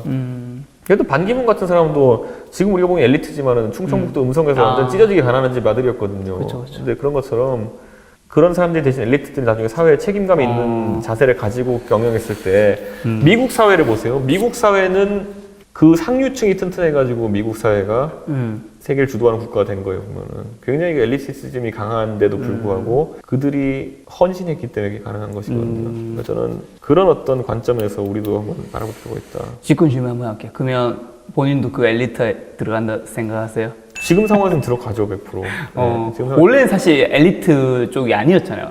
그렇죠. 그 뭐 사람들은 가고 하버드 들어가면 되게 금수저에 있는 집이라고 생각했는데 아니라면서요. 그러니까 이게 아직도 이제 서울을 잘 모르는 분들은 상계동이 그 지하철 4호선 종점이라는 걸 잘 모르는 것 같더라고요. 그러니까 그거에서 벗어나야 돼요. 이제 아까 말했듯이 엘리트는 경제적으로 혜택받은 계층에서 나온다는 관점을 스스로 그거에 굴종적으로 따르고 있기 때문에 이준석이라는 사람이 나타나니까 저것도 강남 돈 많은 집 아들일 거다 이런 식으로 이제 나왔던 것인데 그거 자체를 깨야죠 스스로들이. 근데 그게 아니라 엘리트만 보면 저거는 애초에 금수저를 물고 태어난 우리 인민의 적이다 이런 식으로 몰아붙이는 순간부터 아니 그게 북한식이죠. 자본가일 것이다 뭐 엘리트는 이게 그러니까 그런 식으로 가지 않았으면 좋겠다. 다음 이제 주제는 토론인데 네. 사실 이준석 의원이 지금 이렇게 이제 인지도 높아지고 핫해진 데는 저는 사실 토론이 굉장한 역할을 했다 생각하거든요. 특히 이제 지난번 100분 토론도 그렇고 어떻게 하면 토론을 이렇게 잘할 수 있어요? 평소에 고민을 많이 하면 돼요. 뭐 젠더 문제 같은 경우 나한테 그날 섭외가 들어왔을 때 예를 들어 일주일 전에 섭외가 들어왔을 때 그때부터 고민하면 깊이 있는 고민을 못 해요. 그래서 왜냐면 평소에 그냥 사회 현상들을 보면서 아 저건 잘못된 저건 내가 물론 밖으로 내 뜻을 표출하는 게 10이라고 하면 내가 표출 안 하는 게 그 10배는 되지만은 그래도 그걸 계속 생각하고 고민하는 사람이 나중에 어떤 상황이 다리 닥쳐도 당황하지 않고 그걸 내뱉는 거거든요 보면은. 그러면 벼락치기로는 한계가 있는 거군요. 그렇죠. 그러니까 이런 게 있는 거예요. 야구 선수들 중에 타자들이 진짜 날아오는 공을 보면서 시시각각으로 이렇게 치는 사람들, 그러니까 육체적 감각이 좋고 동물적 감각이 좋은 사람들이 3할 타자가 될 수도 있어요. 근데 참 쉽지 않다 그래요, 사람들이. 왜냐면 그 공을 쫓아가서 치는 방식으로는 임기응변이 쉽지 않고 3할을 가뿐히 넘겨치는 타자들의 특성이 뭐냐면은 워낙 사전에 그 상대 투수와의 대결을 많이 상상하기 때문에 그 사람을 분석하게 된다는 거예요. 오늘 가상 시뮬레이션 돌리는 오늘 선발이 누군데 저 사람은 내가 상대해 보니까 이렇게 하더라 하면서 그걸 잘 응용하는 사람, 수싸움을 할 줄 아는 사람이 이제 3할 넘게 친다고 하는 건데 그 토론도 마찬가지예요. 평소에 어떤 문제에 대해 가지고 미리 고민해본 사람 못 당해요. 과학고는 하버드 시절에도 이런 토론 동아리 이런 게 좀 있었어요? 없었어요, 저는 한 번도. 과학고 시절에는 토론을 많이 했다고 봤는데. 과학고 시절이 아니라 과학고 졸업한 다음에 동문들이 천년바위라고 그 사이트가 있었어요. 네네. 거기 온라인상에서 토론 같은 키보드 배틀 같은 걸 많이 했죠. 이제. 그게 실제 오프라인 상이 아니라 온라인 상에서 굉장히 많이 하기도 했죠. 거기서. 실제로 그런 토론 동아리에 들어간 적은 없는 거군요. 저는 토론 동아리 하는 애들이 보면 저 굉장히 놀라는 게 토론 동아리 하는 애들 대학생들 저희도 토론 배틀도 하고 이러면 했잖아요. 옛날에 토론 대처. 저희가 토론 배틀이나 이런 데 개최하기도 하고 방송 토론 대처 나가면요. 제가 그들을 뭐 비하하고자 하는 얘기는 아닌데 걔네는 펜싱을 하는 거지 걔네는 칼싸움을 하는 게 아니에요. 표현 좋다. 그러니까 무슨 의미예요, 근데? 이런 거 딱 걔네들이 이제 앉아가 제가 무슨 말인지 알겠는데 듣고 싶어서. 제가 사회를 봐도 그렇고 이렇게 토론 대처 가도 그렇고 이런 거예요. 말을 이렇게 해보면은 지금부터 입론 들어가겠습니다. 찬성 측에서 만들어진 발언은 이러이러하기 때문에 그러니까 이게 각 잡고 하는 토론이긴 한데 제가 봤을 때는 오히려 인위적으로 보이는 거죠. 그것보다는 형식적으로 가벼워야 되는데 그러다 보니까 그냥 저거는 그냥 펜싱이다 저거는 보면은. 무슨 말인지 알 것 같네. 책에서 약간 되게 조금 제가 이해 못한 부분이 있었는데 황당한 개변이 논리를 전개하는데 도움이 많이 된다? 이게 무슨 말이에요? 그러니까 우리가 전쟁을 치를 때 보면은 전략이 있고 전술이 있어요. 전술 밑에 보면 이제 개인의 무용이 있는 거죠 보면은. 뭐냐면은 군대를 움직이는 것도 잘해야 되고 내가 지휘하는 단위가 잘 움직이게 하는 것도 해야 되고 하지만 내가 칼에 찌려주고 안 되는 거거든요 보면은. 그러니까 내가 내 앞에 적병이 오면 적병을 내가 스스로 처리할 만한 검술도 갖고 있어야지만 그게 전장에 나갈 수 있는 건데. 그쵸. 그러니까 결정적인 순간에는 검술도 필요하다 이 정도. 그러니까 뭐 상대편이 칼로 이제 달려들면은 그걸 처리할 정도의 그 자신감 항상 있어야 된다. 그 자신감이 개변인 거예요? 그렇죠. 개변이라는 건 사실 말싸움을 이기기 위한 형식적인 논리 다툼인데 그거 정도는 언제든지 상대할 자신감이 있어야죠. 실제 토론 때는 또 원고를 준비하지 않는다면서요? 네, 저는 원고 준비 안 해요. 이건 제가 가져온 그냥 인터뷰 질문이거든요. 기껏해야 가끔가다 이제 긴 토론일 것 같다 그러면은 뭐 마인드맵 정도 하나 가져가고 그 적거 보면 두껍게 뭐 넘기고 이런 거 잘 안 하거든요 보면은. 통계나 아니면 수치라는 것 이런 건 좀 외우고 하는 건 갈 정도는 하지만은 뭐 찾아가지고 이렇게 한다는 거는 통계는 솔직히 말하면 제가 A라는 주장하든 B라는 주장하든 갖다 끌어댈 거 많아요 보면은. 그렇죠. A도 맞는 거 있고 B에도 맞는 거 있으니까. 그러니까 그런 거 갖고 누굴 설득할 수 있다 좀 믿고 싶지 않아요. 네. 그런 측면에서 우리나라에서 토론을 정말 잘한다 생각하는 사람 딱 2명만 얘기해 주신다면. 별로 못 느끼겠어요. 없어요? 네, 그러니까 그게 본인이 최고다 혹시? 그러니까 상대 해보면은 그냥 유시민 작가님 어떠세요? 예전에 이제 보면은 JTBC에서 신년 토론 같은 거 하잖아요. 네, 했었잖아요. 그때 한번 비트코인. 그건 안 받고 3년 전인가 무슨 그 철도 민영화 관련해가지고 이제 철도 민영화, 철도 SRT 관련해가지고 이제 토론하고 이런 게 있었는데 그런 거 보면서 그냥 내가 저 자리에 있었으면은 쉽게 상대했을 텐데 이런 생각하는 거예요. 그러니까 토론은 잘한다 못한다가 아니라 내가 진심으로 그 주제에 대해 가지고 관심이 있고 내가 거기에 대해서 할 거면은 그러니까 어느 정도 검술이 되는 사람들이면 다 비슷비슷해요 보면은. 예. 아마도 토론은 그때 준비하기보다 평소에 자기가 그 안에 대해서 굉장히 고민하고 네. 시간이 어느 정도 칼싸움 하는 사람끼리 가면은 진짜 백합을 싸워도 그냥 계속 이제 삼국지 보면 나오잖아요 보면은 나와 백합을 겨뤄보자고 백합은 계속 이러고 있는 거지 가서 그때 그러면 그걸 가르는 건 뭐예요? 예? 그러니까 백합을 겨루다 맞으면 한 끝은 가를 거 아니에요 누군가가 이제 못 가로 끝나는 게 더 많죠 보면은. 네. 그래서 제가 유튜브에 사람들한테 이준석 의원을 만난다고 하니까 댓글이 또 되게 많이 달렸어요. 예. 그래서 앞서 그 질문을 해결한 것도 있고 아닌 것도 있는데 이거 제가 들은 질문 아니에요. 네. 이제 다른 유튜버가 질문한 질문인데 스스로 간종이라 생각하세요? 어때요? 그다지 저 정도면 덜 하고 다니는 상황이죠. 뭐 가서 밖에 나가서 마이크 잡는 것도 아니고 페이스북에 쓰는 글 갖고 기사 쓰는 걸 갖고 난 관종이라는 건 웃긴 거고. 예. 그리고 관심이라는 것도 사람들이 그냥 가변적인 거지. 예. 그리고 뭐 제가 관종이 되려고 제가 여성할당제 토론 나갔겠어요? 그러니까 나갔는데 상대편이 맥없이 무너져가지고 내가 뜬 거지. 그러니까. 아 맞아 그걸로 인해서 유튜브에 이준석 레전드 그러니까 봤죠? 네, 봤어요. 그러니까 상대편이 스텝이 꼬여가지고 넘어지는 것도 있기 때문에. 너무 사실 좀 너무 맥없게 넘어지긴 했어요. 네? 제가 봐도 근데 너무 논리가 무너져서. 근데 그게 그러니까 자기들끼리 놀던 그 페미니스트들과 페미니즘 논리 들고 나와서 세상에서 밝은 세상에서 얘기하자니까 이게 문제되는 거죠. 그러니까. 여기서 갑자기 궁금해진 건데 만약에 이준석 의원이 그 상대방 변호사 입장이 되었어요. 조금 더 논리적으로 답변할 수 있었을 것 같아요. 전체적으로. 우리가 주제 바꿔서 했으면 아마 그러니까 입장이 바꾼 거죠. 주제는 똑같은데. 사람을 그대로 바꿔서 했으면은 제 생각에는 또 페미니스트들이 저를 좀 추앙하고 있을 수도 있어요. 네. 다시 가보고 싶은 해외 여행지가 시베리아 횡단열차가 적혀 있더라고요. 작년에 갔다 왔는데 이맘쯤 갔다 왔는데 그 요즘은 그냥 느긋하게 앉아서 그냥 그 사색하는 걸 즐겨가지고. 아 그래요? 몇 박 며칠 탔어요? 6박 7일? 근데 또 가면 이제 저 이제 존경합니다. 아니 왜냐면 내가 이거 왜 질문 꽂았냐면 제가 탔거든요. 네. 저 2박 3일 탔거든요. 하바롭스크만 갔구나. 어디서 하여튼 2박 3일 코스를 탔는데 이르크축 갔나? 맞아. 이르크축구에서 블라디보스토크 반대로 갔죠 나는. 그러니까 블라디보스토크에서 상트까지 6박 7일 간 거잖아요. 아니 나는 거기서 모스크바에서 거기까지. 모스크바에서. 블라디보스토크. 그때 든 생각 우리 한국인 사람들 몇 명 만났었는데 6박 7일 타는 사람은 인간적으로 존경해야 된다. 진짜 이 사람은 대단한 사람들. 여름에 타가지고 근데 밖에 보면 이제 막 윈도우 XP 배경화면 같은 화면만 계속 나와요 이제 보면 그냥 그거 보고 있는 거지 뭐. 그 사실 러시아 사람들도 안 탄다고 하더라고 잘. 옆칸에 북한 사람 타고 있던데. 근데 진짜 좋았어요? 맥주만 계속 마셨어요. 맥주 마시고 자고 맥주 마시고 자고. 지겹지 않았어요? 사실 이게 시간의 문을 연 것 같은 느낌이더라고요. 저는 시간의 문을 연 것 같은 느낌이더라고요. 혹시 그때 너무 바빴던 것들 여기서 좀 해소됐기 때문에 그런 거 아니에요? 아니 그냥 원래 기차 타는 걸 좋아해가지고 이번에 원래 베트남 일주일차로 타려고 그랬는데 손학규 대표 사퇴하면 타려고 예약해놨는데 사퇴를 안 해가지고 그 다음 질문 좀 곤란할 수 있을 것 같은데 어쨌든 본인이 적어 놓으신 거니까 핸드폰을 켜서 가상화폐 앱을 새로 고침한 이유는 뭐예요? 그 프로그래머로서 자동으로 돈 버는 프로그램을 만들어놨기 때문에 네네. 지금 보면은 자동으로 그냥 수치 올라가는 거 보면서 행복해하는 거지. 실제로 본인이 가상화폐를 가지고 있는 거예요? 많이 갖고 있어요. 많이 갖고 있어요? 네. 혹시 지금 대장주인가요? 내가 자동 투자라서 내가 지금 뭘 갖고 있는지 몰라요. 자동으로 그냥 사고 팔고 하는 거라 가지고. 어쨌든 많이 갖고 있다는 의미는 어느 정도 그게 현물화됐을 때도 가치가 좀 어느 정도 꽤 있겠군요. 예, 그렇죠. 네. 자동 투자라서. 야. 제가 프로그램 짠 거라서. 본인이 짜고 본인만 이용하는 거예요? 네. 되게 좀 가입 안 받아요? 그거 하면 내가 가진 걸 나눠주는 거기 때문에 그렇게 할 이유가 없죠. 뭐 친구들 좀 해달라는 얘기 안 해요? 많이 얘기하죠. 그런데 안 해주지 절대. 술을 진짜 친한 사람들한테는 안 해줘요? 아니 술을 사주고 밥을 사주지 내가 왜 그거를 해야 되겠어? 이거 최소한 이 정도면 억대인데. 알겠어. 10억대는 안 넘어가죠? 뭐야? 10억대 넘어가요? 지금 설마? 아니요. 10억대 안 넘어가죠. 10억대. 여러분 제가 생각했을 때는 한 3억에서 7억 사이입니다.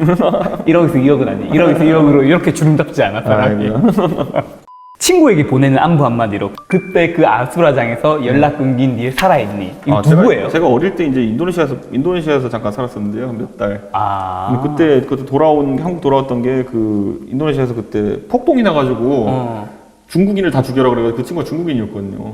그때 연락 끊겼어요. 아, 약간 이게 진지한 멘트였군요. 진지. 예. 아니, 왜냐면 그때 그 아수라지 살아있니? 약간 농담식의 멘트인 줄 알았어. 친한 친구인데 그때서 98년도 인도네시아 폭동 검색하면 나와요. 그때 뭐 사람 죽이고 이래가지고. 저는 사실 이게 그래서 손수저를 말한 건 줄 알았어요. 아니요. 소주는 연락 계속해요.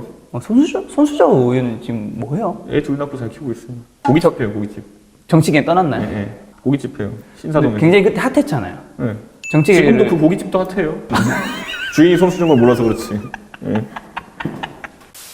젊은 정치인이 핫하기 잠깐 떠오를 때가 있는데 왜 다 사라지고. 그래서 수조랑 저랑 지금 기사도 보면 남아있는 게 수조한테 제가 사석에서는 당연히 더 얘기 많이 하고 공개적으로 얘기했던 게 뭐냐면은 우린 정치 길게 해야 되는데 그 박근혜 정부에 대해서 맹목적인 옹호를 하면 안 된다라고 얘기했던 게 그때 저랑 갈라졌던 거예요. 사실 그런 정책 방법은. 수조는 계속 박근혜 정부에 대해서 옹호적으로 얘기했죠. 그렇게 하다가 이제 같이.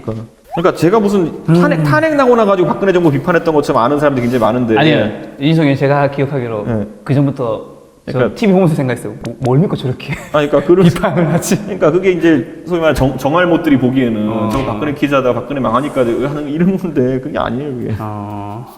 존경하는 인물이 전 미국 대통령 오바마인 이유는 뭐예요? 정치가 이제 약간 이제 말로써도 매력적일 수 있구나라는 걸 느꼈던 게 오바마가 2004년도에 그 미국 민주당 전당대회에 바람잡이 연설원으로 와요. 그래서 이제 연설했는데 거기 이제 갑자기 기립박수 치고 사람들이 울면서 이렇게 막 하니까 놀라가지고 사람들이 주목하기 시작하고 그래서 2008년도에 대통령 후보 됐거든요. 그 사람은 4년 만에 신출내기 정치인이 아무도 모르는 정치인이 대통령이 된 거예요. 그러니까 지금도 이 방송 보시는 분들은 유튜브에서 2004 DNC라고 검색하면 오바마 연설한 게 나와요. 저 봤어요, 옛날에. 그거 보면은 되게 잘해요. 근데 그게 한국어로 번역을 사람들이 잘 못해서 그런데 굉장히 영어로 들으면 감동 가는 얘기들 많아요.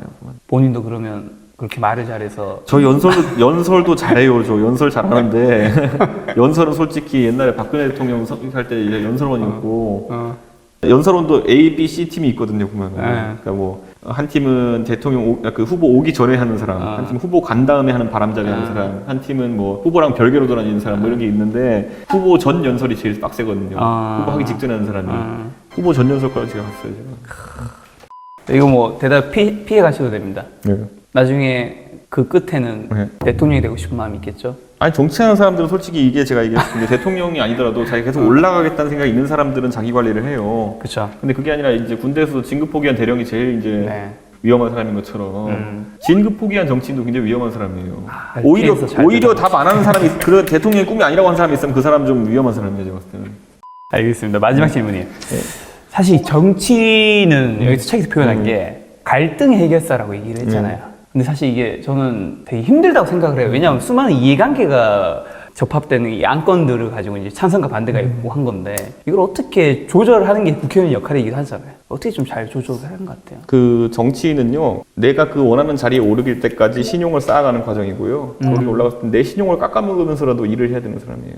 한마디 원칙 말하는 거죠? 원칙일 수도 있겠지만 내가 그때 내가 하고 싶은 일을 위해 가지고 충분히 사람들한테 그 전까지는 내 사람에 대한 이제 인정을 받아야 되는 것이고 그 다음에 그 믿음을 바탕으로 그걸 욕을 먹어가면서까지 일을 해야 되는 자리거든요. 그런데 지금 그게 형성이 안 돼 있는 정치인들이 꽤 있죠, 보면은. 그러니까 정치인이 되어서도 여론 쫓아다니고 네, 그런 거 하는 사람들이 있는데 아까 엘리티즘에 대해서 얘기했지만 어느 순간에는 내가 고독한 결단들을 내려야 되는 사람도 있는데 그걸 안 하고 이제 뭐 여러분에게 물어보겠습니다 이런 생쇼하고 있고 하면은 그때부터 이제 황당한 거죠, 이제 보면은. 그런 측면에서 국민 여러분의 뜻대로 하겠습니다. 그럴 거면 뭐 그냥 옛날 여론조사만 하면 되죠, 보면. 그런 측면에서 이준석 의원의 원칙은 뭐예요? 내 하고 싶은 대로 하는 거예요. 이게 있는 것 같아요. 많은 사람들이 생각해야 될 게 정치인들을 내가 원하는 것을 실현해 줄 사람이길 바라는 것 자체는 뭐 인지상정이긴 하겠지만은 그렇게 효율적이지 않아요.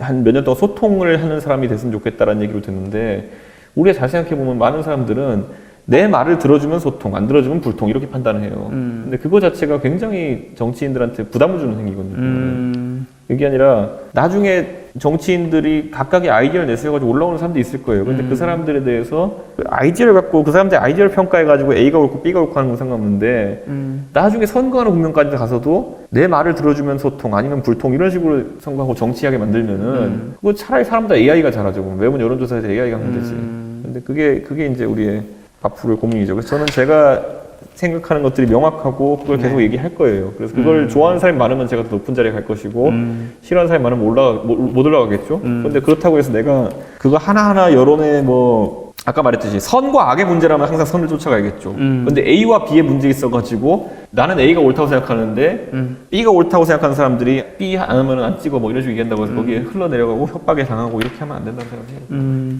마지막으로 네. 정치에 관심 없는 사람들도 많잖아요. 네. 정치에 관심 없는 사람들에게 네. 정치인으로서 하고 싶으신 말씀이 있다. 정치할 때 보면요, 그 지금까지 보면은 뭐 아까 말했던 소통의 가치도 그렇지만은 굉장히 착한 사람인 척하는 사람들이 지금까지 일을 좀 나쁘게 만든 것들이 굉장히 많아요. 그러면 굉장히 언뜻 보면은 밖에서 보면은 말이 되는 것 같지만은 내부에 들여다보면 말이 안 되는 거짓말들 이런 것들을 정치하는 사람들이 있거든요.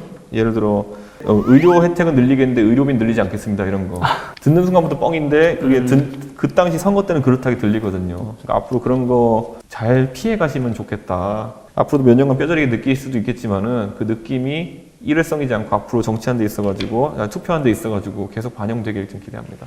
공정한 경쟁 이 책을 주제로 이준석 의원과 얘기를 나눴는데요. 제가 이 책을 보면서 가장 마음에 들었던 문장은 이거예요. 우리가 추구해야 할 가치는 자유라고 봐요. 공정은 그 위에 사는 달리기 게임입니다. 네. 라는 게 저는 되게 좋았거든요. 네. 사실 예전에 제가 8년 전에 2012년에 네. 이준석 의원을 만났을 때 해줬던 말 중에 되게 좋았던 말이 뭐였냐면 보수가 주장하는 거는 기회의 평등이고 네. 진보는 결과의 평등에 가깝다 라는 얘기를 하셨던 것 같아요. 근데 사실 그때 그 말이랑 지금 이 책에서 제가 제일 좋게 봤던 말이랑 사실 크게 다르지 않은 것 같거든요. 앞으로 끝내주는 결과의 평등을 보게 될 겁니다. 많은 분들께서 다 같이 어려워하는 것이 어떤 건지 이제 보시게 될 수도 있는데 네, 그런 맞습니다. 평등보다는 제 생각엔 기회의 평등이 낫다 봅니다. 네, 이준석 의원이 이제 내년에 총선 나가시고 앞으로 어떻게 될지 모르겠지만 정치인 하시는 동안 지금 말씀하신 원칙이 8년 동안 바뀌지 않으신 것 같아요. 예. 앞으로도 계속 바뀌지 않으면서 정치인을 좀 하면 어떨까라는 생각이 들고요. 오늘 만나뵌 손님은 공정한 경쟁의 저자 바른미래당의 이준석 의원이었습니다. 많은 분들이 정치에 대해서 고민하고 좀 더 알 수 있는 시간이 되었으면 좋겠습니다. 그럼 김작가TV 작가의 책 코너는 다음 시간에 뵙겠습니다. 구독과 좋아요 부탁드립니다. 고생 많으셨습니다. 감사합니다.